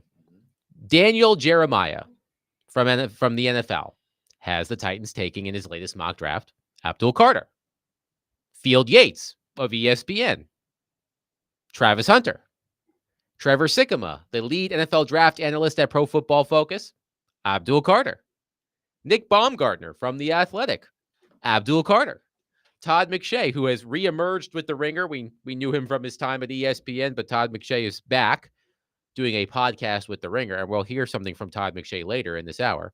He also has the Titans taking Abdul Carter. And then there's our very own Joe Rexrode. Joe Rexrode participated in a mock draft for The Athletic.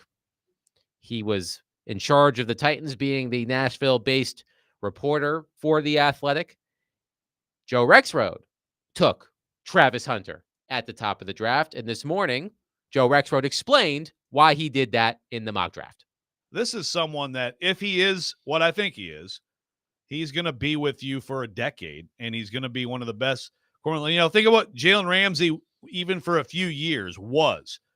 It faded. Usually, it doesn't last that long. But that's why he got paid the way he did. It makes a big difference for a defense. You take away half the field, you can travel with anybody and just say, go get that guy. Even the top guys. You know how valuable that is? Incredibly valuable. So Rexrode has thrown it out there. He has made the decision for the Titans. It's Travis Hunter, and he believes Travis Hunter should play corner. Your thoughts on that? Well, what are our thoughts on that? As Robbie just asked.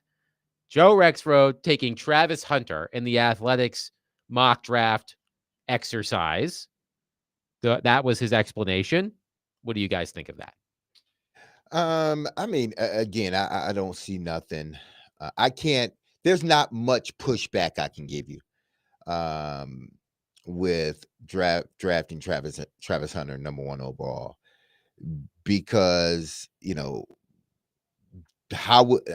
don't know how they truly feel about the 2 quarterbacks that are in this year's draft, or the 2 that are at the top of the draft right now. Again, if they feel that Cam Ward or Shadir Sanders is worthy of that pick, then I think they will make it. But if not, then okay, which way do you go? Do you draft a defensive edge rusher, or do you draft a cornerback? I've seen the edge rusher have more impact than the cornerback in today's football. Because again, you can have a damn good quarterback, a cornerback, but if you don't have no rush, eventually somebody's going to get open. We've seen it throughout the NFL, especially this year. When you can protect the quarterback and you got time to throw that against the best defense, you're going to complete passes. So to me, I would go with what I think many GMs would do is draft the defensive end. And typically in this league, if you can get to the passer, it makes your back end even better. But if you can't get to the passer, again, I don't care if you had Deion Sanders or if you have Hunter, eventually passes are going to be completed. So, Willie, this is what Rexrode wrote about Travis Hunter. We heard what he just said. Let's read what he wrote. Quote, having failed to trade down and acquire draft capital this franchise desperately needs, the Titans resist doing what most quarterback-needy teams with the number 1 pick do. Take a quarterback who isn't worthy of the number 1 pick. This came down to Hunter and Penn State edge rusher Abdul Carter, who may become a great pass rusher, but Hunter is the best football player in the draft. And like college coach Deion Sanders, he will be one of the best cornerbacks this league has ever seen. Thrown in some dynamic cameos at wide receiver, and he will be more than worth this pick. Well, you know me, if we're in a world where they just can't get anything for the first pick, then I think we have to have a debate of whether it's Travis Hunter or Abdul Carter. I think that's probably what it comes down to. And if you have a chance to trade down, I'm trading down. That's how I'm going to stick to that. I'm going to die on that hill. But every year is different. I can't argue with that. It seems to be a coin flip. Would we agree that probably those two guys are going to be a class above everybody else who's not in the quarterback Hunter discussion? and Carter? Hunter and Carter. Yes, I would say so. So it just depends on just how good you think. What was Joe's quote in there? One of the best corners in the league for decades. He wrote, Deion Sanders. This came down to Hunter and Abdul Carter, who may become a great pass rusher, but Hunter is the best football player in the draft, and like college coach Deion Sanders, he will be one of the best cornerbacks this league has ever seen. I don't know if I can say that. I'm not sure that I buy that at this point, but look, what do I know? Really, I don't. And to me, it comes down to how much creativity and ability are you going to be able to get from him outside of being a corner? To me, that therein lies whether he's worth the first pick or not, whether he can be something special, a very good corner, and help you in other areas. Because as we said, he has never returned a kick of any kind in a college football game. And I wonder why. Ever has not done it. So when you're talking Deion, and we went through Deion's years, he did have 1 year, Deion did, where he was a somewhat busy wide receiver. But other than that, it's very, very hard, as D-Mace pointed out, to be even a role player as a wide receiver and a regular corner. Well, so I'm skeptical of that. Sorry, Willie. Let me ask you this question, Derek. So as Willie said, Travis Hunter did not return a kick of any kind in college. But we know how talented he is. From your perspective as someone who is a highly respected, highly regarded special teamer, how difficult do you think it would be for Travis Hunter to add that into his repertoire at the NFL level? If he can field a punt, it shouldn't be difficult. But that lies the problem. That's a big thing is, listen, you cannot convince me the way Coach Sanders pumped up Travis Hunter and was trying to get him the Heisman, and he ultimately got it because of his talent and what he did on the field. You don't think he would have said, "Let me throw him out there punt return and let me allow him to electrify the crowd even more and show them why he's the best player out there." I did it in college, but he never did it. So that tells me that in practice, it was like, nah, he really can't catch punts. And that's okay. That's really okay. You can be a great athlete, but not be able to catch punts. It's a skill set that you got to have. Yeah, a lot of people can catch punts just in practice when they mess it around. But when you strap on that helmet and somebody's coming down to flatten you, that's a different story. And all I know is I have seen many Titans come and go that were drafted specifically that had the skill set of a returner. In college. Did it a lot and did it well. They couldn't cut it in the NFL as a returner. And we just saw one last year. Did we not? Yeah. Jaquan Jackson? Yeah, and Phillips. Kyle Phillips failed a couple years ago. Adoree Jackson proved that he could not do it. And he did it in college. Yes. It is hard. Catching the ball, it sounds easy. Just catch it. He's a receiver. Catch it.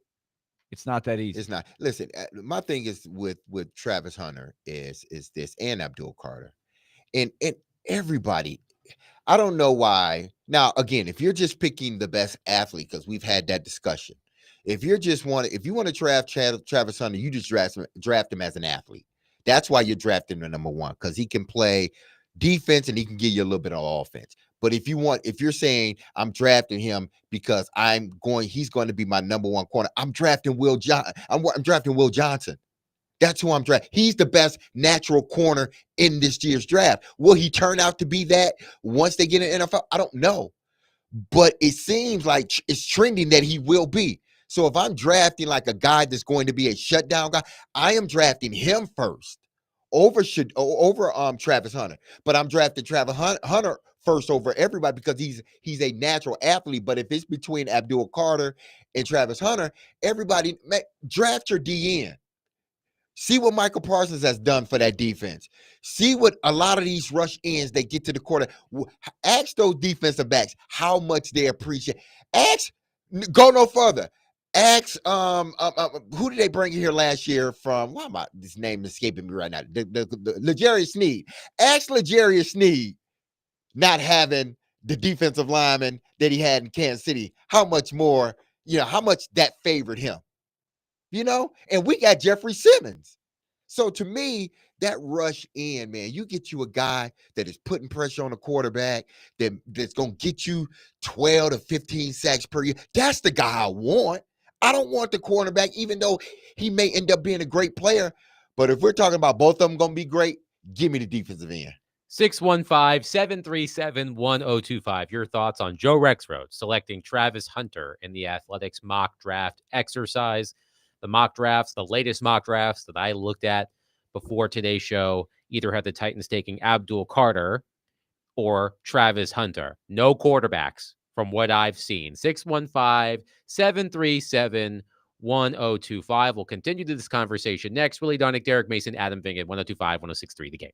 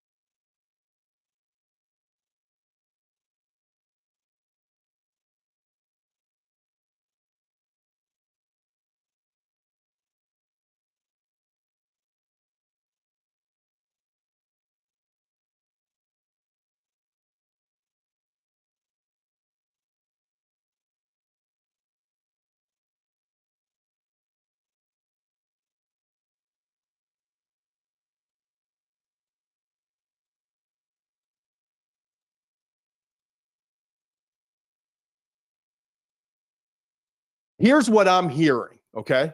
And it's Okay. early. This is exactly what I'm hearing. If there's a wish list for Borgonzi in Tennessee, it's to trade out of this pick. And I think that's why, and we said it at the time, but the more I talk to people in the league who I don't want to say are in the know, it's always what people are hearing. So it can be smoke screen information off of smoke screen information. So you never know for certain because no one in Tennessee is going to say a word, obviously, but information leaks out. The wish list, from my understanding, would be to trade out of this number 1 pick. And the reason why you're hearing from Pac-Man Jones that it's absolutely going to be Travis Hunter at number 1, the reason you're hearing from Tennessee that from leadership there that we're not going to pass on a generational pick is to entice or I don't want to drive up the value. Drive up the value and make people realize like, yeah, we'll stay here and we'll take Travis. Or maybe the generational talent is Abdul Carter. Or maybe the generational talent's Cam Ward.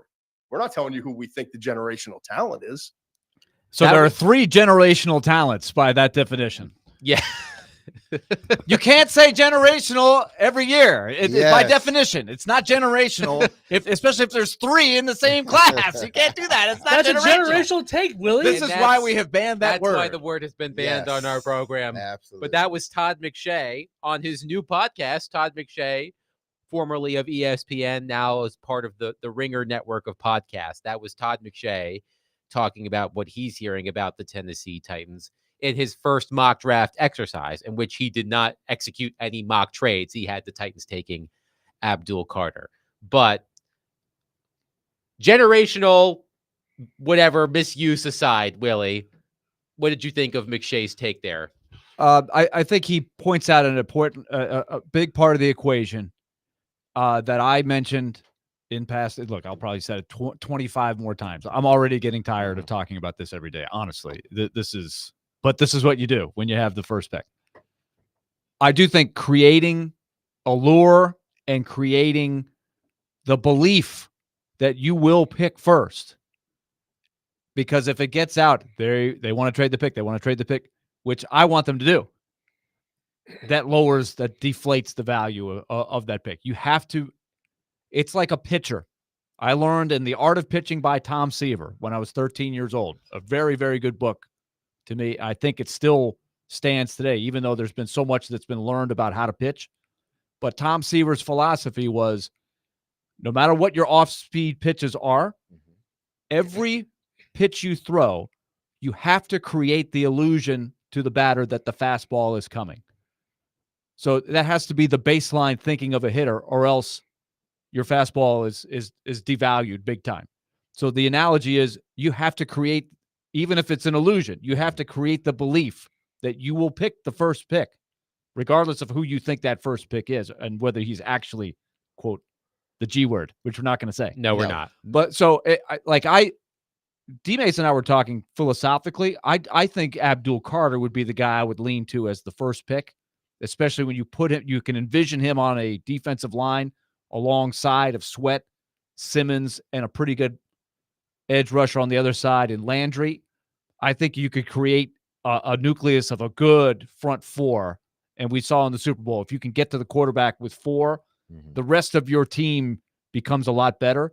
So if they can push that, that only creates more leverage and ability to take phone calls and say, you know, what's that pick worth? So I like that part of the discussion, even though you use the G word. Manny in Clarksville texts in and says, I just don't understand how we can dismiss drafting a quarterback when the Titans haven't even met Cam Ward yet. He could easily wow them at the combine. Paul Kaharski at his website recently wrote a story of the rare instances of quarterback needy teams with the number 1 pick passing on a quarterback. And Paul found out, quote, since 2000, I see just 2 examples of the team with the top pick passing on a quarterback for another position without having a firm starter. The 2017 Browns took defensive end Myles Garrett, and the 2008 Dolphins took left tackle Jake Long. In both instances, the team with the top pick spent a second-round selection on a quarterback it planned to start. The 2017 Cleveland Browns took, according to Paul Gaharski, let me see if I can Kaiser? find it. It was Deshaun Kaiser, 52nd. How'd that go? The team was 0-15 with him at the helm. Oops. Didn't go well at all. That led them to Baker Mayfield eventually in a circuitous route. Yes. 2008, the Dolphins took Jake Long, the offensive tackle. They drafted Chad Henne out of Michigan, 57th in the second round. A great quarterback if you're looking for a backup. Henne didn't have to play right away, according to Kaharski, because Miami landed a starting level quarterback during camp on August 11th, a few days after the division rival, the Jets, released Chad Pennington. He had such a solid first year in Miami that he finished tied for second in MVP voting with Michael Turner behind Peyton Manning. So those were the two examples that Paul Kaharski found of a team that needed the quarterback, that had the number one pick, not taking a quarterback. So I asked myself, is that relevant here? Maybe a little bit, but I think what it shows you is, A, you've got to work with what's available in the particular draft that you have the first pick. And two, what is your roster? What does your roster look like?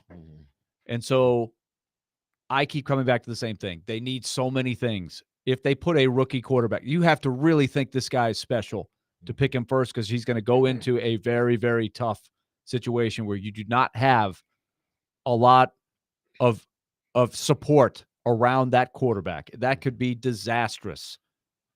And if you take Carter, you put him into a pretty good situation. The defense wasn't bad last year, and he will be – his job is not reliant upon receivers and route running and reading defenses. It is basically you go here, do your thing, and you're next to other people.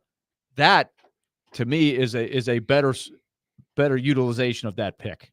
Yeah, to the texter, we're not diminishing, or we're not saying that the Titans don't need a quarterback. We're just, going over scenarios here. We know they need a quarterback, and if they, again, and I've said, if you believe that Cam Ward or Shedeur Sanders is worthy of that pick, then draft him, because that's a position of need. I'm not. If that's the way you think, then draft him. I'm good with that. It's just hopefully it works out. But under this sort of scenario, it's okay.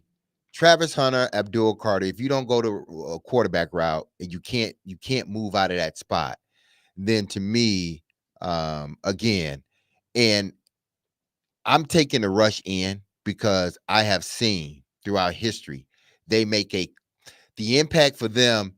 Typically, if you're drafting them that high, they're immediate impact, and you see it right away. We can go to, even though he wasn't a first round pick, we can go to our very own Javon Curse. When he first got here, he wasn't the first round pick, the first pick in the draft, but he was an immediate impact. We saw the impact, and we had good corners, damn good corners, but he made their job even easier. Why? Because he was getting to the quarterback. So to me, yes, the Titans have a quarterback problem right now. But if we're saying, okay, which one of these two guys, because these seem to be the two guys, regardless of position, these are the top two guys, Hunter and Abdul Carter. If you're asking me, with the circumstance that the Titans are under, I'm drafting that rush in, because now at least I can, say that we're going to get to the quarterback with him, Jeffrey Simmons. You had a couple more people on that defensive line. We're going to get to the quarterback, and we're going to, put pressure on teams to try to score against us. Why? Because we can get to the passer, and we can play more coverage on the back end. Ask the Philadelphia Eagles. Will and I just talked about that during the break. The luxury that Philadelphia had was they did not have to blitz. They showed you. We got four guys that can get to the passer. One, more importantly, that's the defensive tackle, Carter. But if you have one of those guys, I don't need a stellar back end. I just need some good players. I don't need necessarily. Would I love to have Travis Hunter? Yeah. Under that, yeah. But we don't need Travis Hunter. Why? Because we got guys that can get to the passer. Jack is in Nashville on our phone line, driven by Wilson County Hyundai.com. Jack, thank you for calling. Go ahead. D. Mace, I had a question you can answer. Go ahead. As a longtime veteran with a ton of stats that knows where the rubber meets the road, when it comes to getting a quarterback, whether it's going to be one of these rookies or if they bring in a veteran off a free agency that was playing somewhere else last year. They haul it snap, you take off on your route. Is there any of those guys that you just think, oh, I can catch that guy stuff all day long, and I'll hang up and listen? Thanks, Jack. I didn't hear. It kind of got muffled.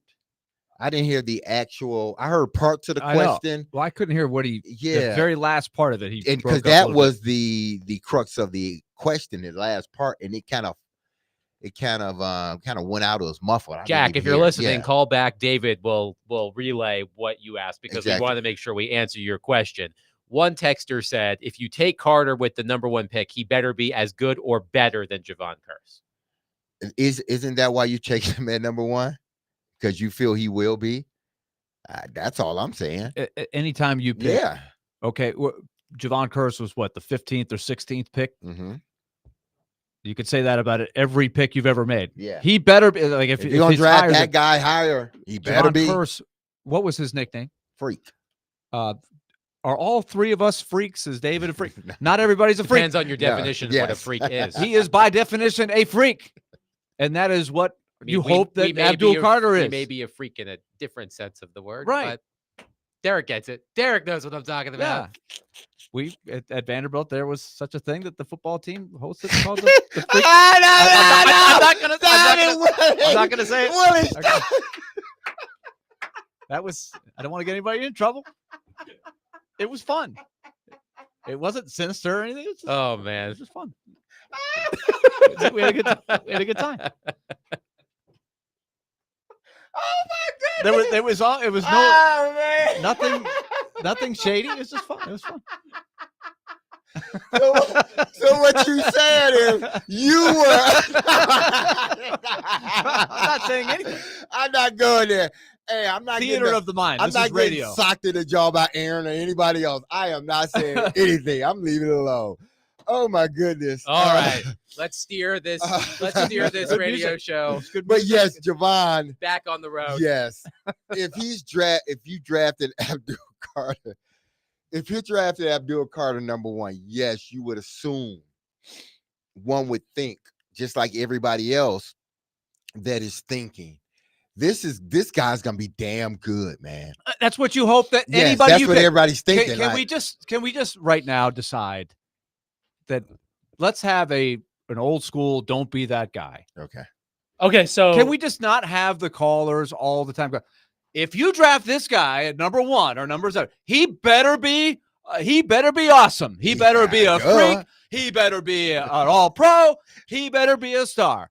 It doesn't look at the draft every year. There are busts every year at number 1, number 2, number 3, number 4, number 5. There are busts. So when you're like, Of he course. better be that, don't be that guy. Jack- Please do not be Jack that did guy. call back. David What knows Jack the said. question. so the question is, out of the quarterbacks in the draft, which one of them has the better like as in like for throwing the ball to receivers? Which one of them is the best for throwing the ball to the Oh, receivers? Shedeur Sanders by at least to me, from what I've seen from both quarterbacks, I just think Shedeur throws a pretty ball. I think he throws a catchable football. I think and I'm not saying that. Listen, I'm only telling you from what I have observed between both the guys, and I'm gonna be upfront. I haven't watched as much Cam Ward as I have of Shedeur Sanders. I've watched a lot of games of Shedeur Sanders. But to me, Shedeur Sanders throws guys open. He doesn't put guys in bad positions and catch a goal. And maybe that was the offense had a part of that, the scheme. But he throws a catchable football. And as a receiver, that's all you want. When I come out of my breaks, I want that ball needs to be coming. It needs to be coming, in the area where it's an easier catch than not. Even if the defensive back is draped on me, it still ends up being a catchable ball or easy pass to catch. So right now, I think Shedeur Sanders, at least for me, he's more so in that mode. Because again, I've watched just about every game of Shedeur Sanders over the last 2 years. I haven't watched that many games of Cam Ward. Quickly, one question from a texter.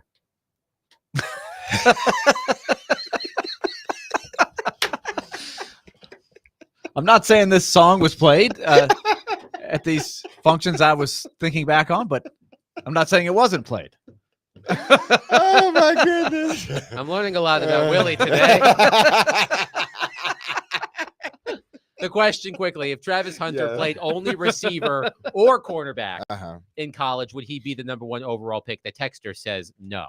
He's if he only right. played one position. Yeah, you're right. If he was just if he came in solely as a wide receiver, no, he wouldn't be in there. He would be a top 12 pick, I think. Or as a corner, I think he would be more so of a top 7 pick.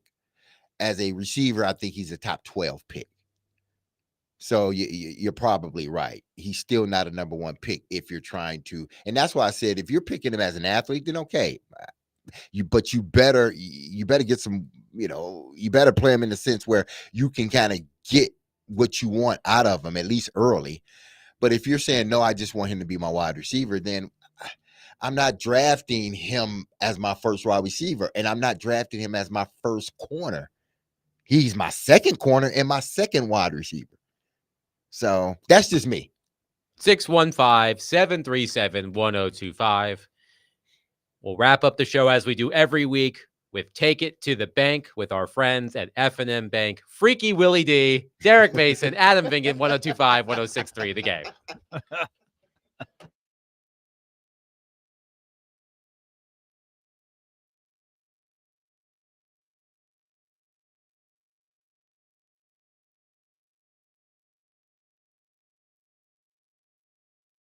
All right, let's tell you about Lee Company, proud sponsor of our Nashville Predator coverage. The Predators had their first practice back at the rink today. They're back in action tomorrow night. And yes, Devon Toews, Cale Makar, Nathan MacKinnon, all expected to play for the Avs tonight. So in our dreams of maybe you won't see those superstars because of the Four Nations, that's not going to happen. But it will be great on a Saturday night in Smashville to get back at it. Max Hurst will start our radio coverage at 4. The game's at 5 with Pete Weber and Jay Moore. Lee Company, a proud sponsor of that coverage, and they do great things. You're sitting maybe at your desk right now at work listening to the show, and you're like, man, we got to get this maintenance problem taken care of. I've been putting it off. Look no further. Lee Company, they've got the maintenance team ready for you. General maintenance, whatever it is, 615-567-1000 or leecompany.com. That's 615-567-1000 or leecompany.com.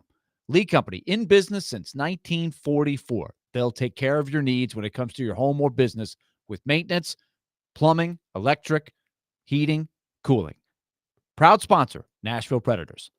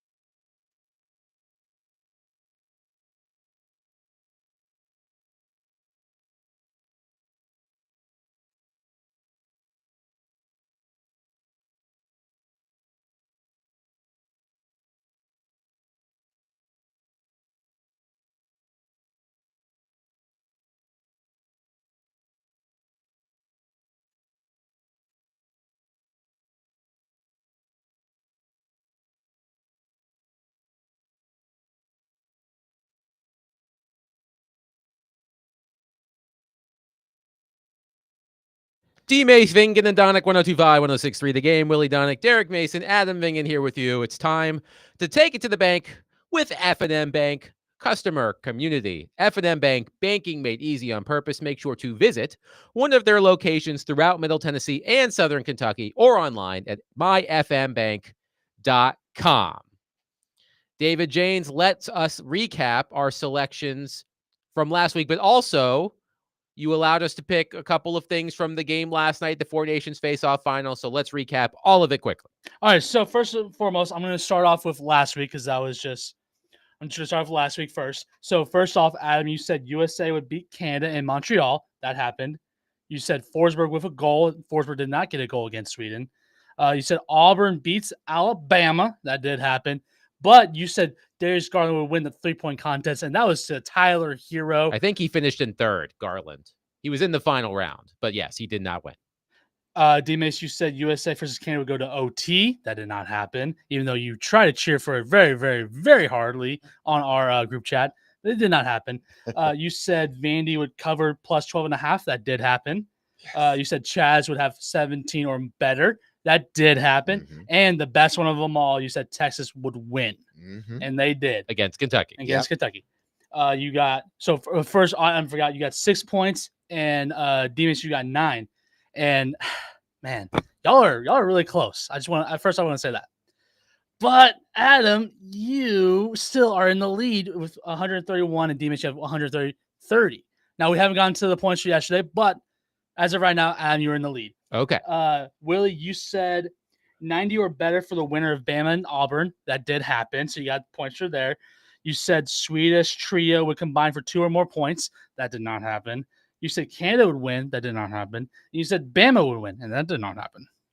Man, so Willie got 3 points. 3 points. But then I came back. Oh, hey, we're not getting yet. We're not getting there yet. You have 108.25 points. I'm ready to move on. I'm ready to move on. I gotta go. David's got to recap himself. Let me recap. Come on. All right. Oh gosh, man, about himself today. Just kidding. So I said the over for the Auburn-Alabama game. That did happen. PJ Haggerty plus 20. That did not happen. I said Vandy would cover. That did happen. And I said the under for the Vandy Tennessee game. That did not happen. So I got a total of, I didn't even give myself the correct points. I got 6 points, 105 total points. Willie got 108.25. Now, yesterday, we allowed you guys to choose 2 games in the or 2 picks for the Four Nation Face-Off. Me and Adam both picked USA because we're actual true Americans, and the Canadians, the Maple lovers, chose Willie and D-Mace chose Canada. Traitors. We're gonna throw you in the harbor. You guys also picked, I believe, Willie. You said that one of the Chuck brothers would not play the entire game. Would not finish the game. Would not finish the game. That's what it was. True. And D-Mace, you said Nathan McKinnon would score a goal, and that was a nasty one. Mm-hmm. I said Austin Matthews would score a goal. He was so close. I don't know how he did not score. I thought that goal actually by Brady Tkachuk was scored by Austin Matthews at first. It was, it was. I'm so mad. And I said Connor Hellebuck would allow 2 or fewer goals. He did not. He allowed 3. Yeah. So we lost. So I got 10 points. Yeah, for that. So one. Okay, no, you didn't get 10 points. Now D-Mace, I got picked up 10 extra points for that, right? No. You picked up 2 extra points. 2 extra points. D-Mace, you are in the lead now with 132 points. Yes. And Willie, you have 110.25 points. That 2-5. You are in the clear lead for third place right now. You have bronze. I feel like the degree of difficulty of saying a player that you clearly knew was hobbled going into the game. Chuck brothers were hurt. Willie. You very knew the man was insightful prediction. Clearly hobbled going. I feel like I should game. get more than 2 for that. No. You both clearly get 2 points. I clearly. All right. Since Derek is back in the lead, Derek can make his selections first today. Who we got today? I know I'm going. Okay. Oh, I just had. Okay. One, I'm going with UT. On the road at Texas A&M. On the road at Texas A&M. I'm gonna go. Chaz has been giving me points, so I'm gonna go with Chaz over 17 points or over. Vandy, I got Vandy to win. That's 3. That's 3, and that's one more. I'm going all college, man. D-Mace, You said are you a 3. true Sparty or what? You've got to go Michigan You State. have to Michigan pick State. tonight, But have to that- pick. friends. I know, but that's You It's don't all like doing it. 102.5 You don't games. like doing it. Yeah, You don't that's like something We are different. carrying Yeah. this game That's tonight. something different. I gotta. Okay, you don't like. I get it. I get it. I like staying away Yes, from I Vanderbilt. gotta be able to. Okay. Yes, I gotta be able to watch the game. All right. All right. Alabama, Kentucky. What is the line on that game? Alabama minus 8.5. I believe Kentucky covers. They're not going to win, but I think they cover. All right.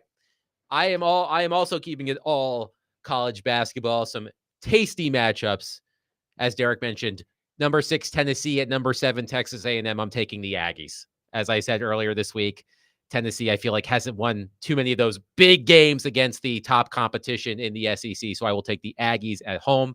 Iowa State, number 8 Iowa State at number 5 Houston. Houston favored by 7.5. I'll take Houston with the points. Number 17 Kentucky at Alabama. Alabama favored by 8.5. I'll take the Crimson Tide.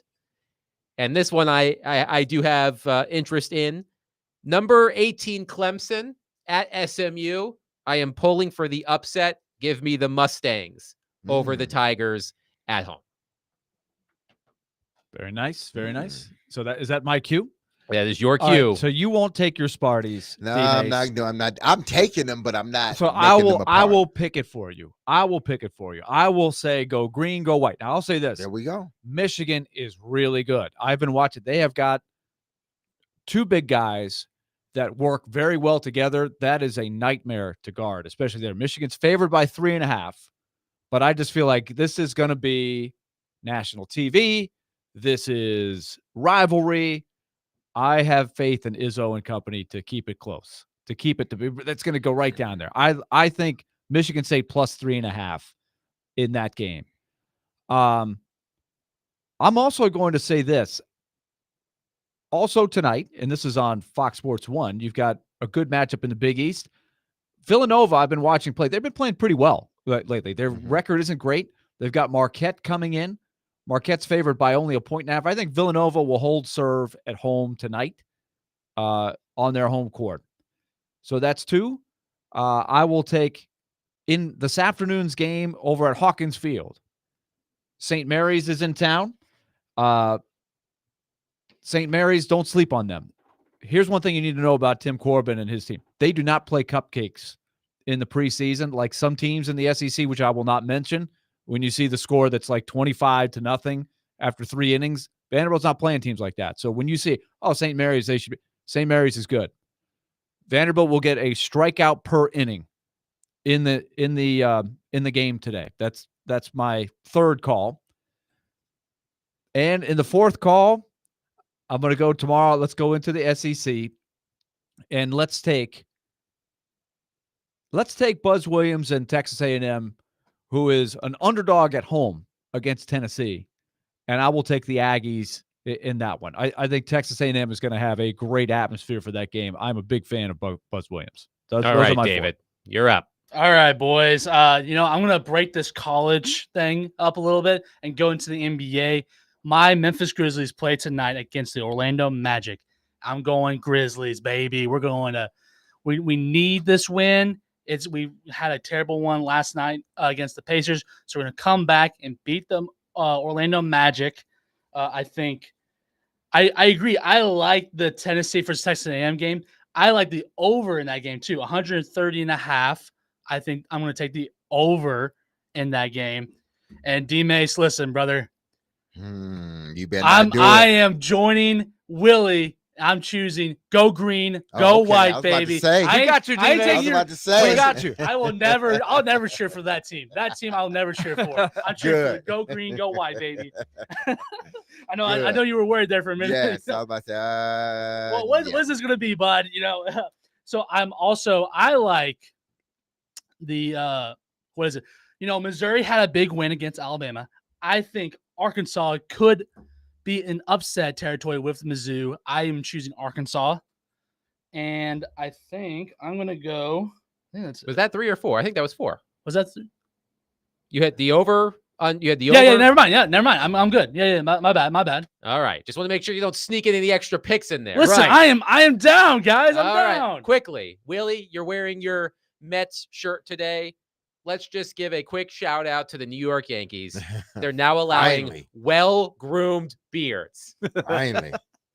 Now, Gosh. remember, this was one of they've had this no beard policy that George Steinbrenner put in 1976. So it's been almost 50 years where you can have a mustache, but you could not have a beard for the Yankees. There's been some famous Yankees who had to shave the beard if they wanted to play, and nobody really put up a stink, I guess, that I can remember. Even Johnny Damon. Remember Johnny Damon, who was from Orlando, shout out O-Town. He played for the Red Sox against the Yankees in the great comeback of 2004, had the really shaggy beard, long hair. He eventually signed with the Yankees, and he had to shave it. So even he shaved it. So it's the end of an era. The Yankees are now with everybody else. You can wear the beard. Finally.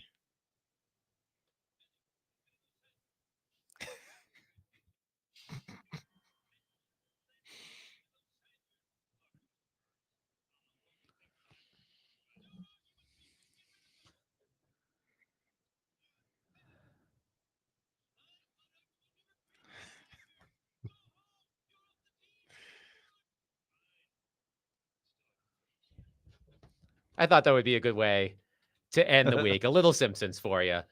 That'll do it for us this week. I hope you have a wonderful weekend. Stillman & Company coming up next, 102.5, 106.3 The Game. Have a wonderful, safe, and blessed weekend. Love on your people. Be loved. Take care of yourself. Peace. So in that clip, Mattingly had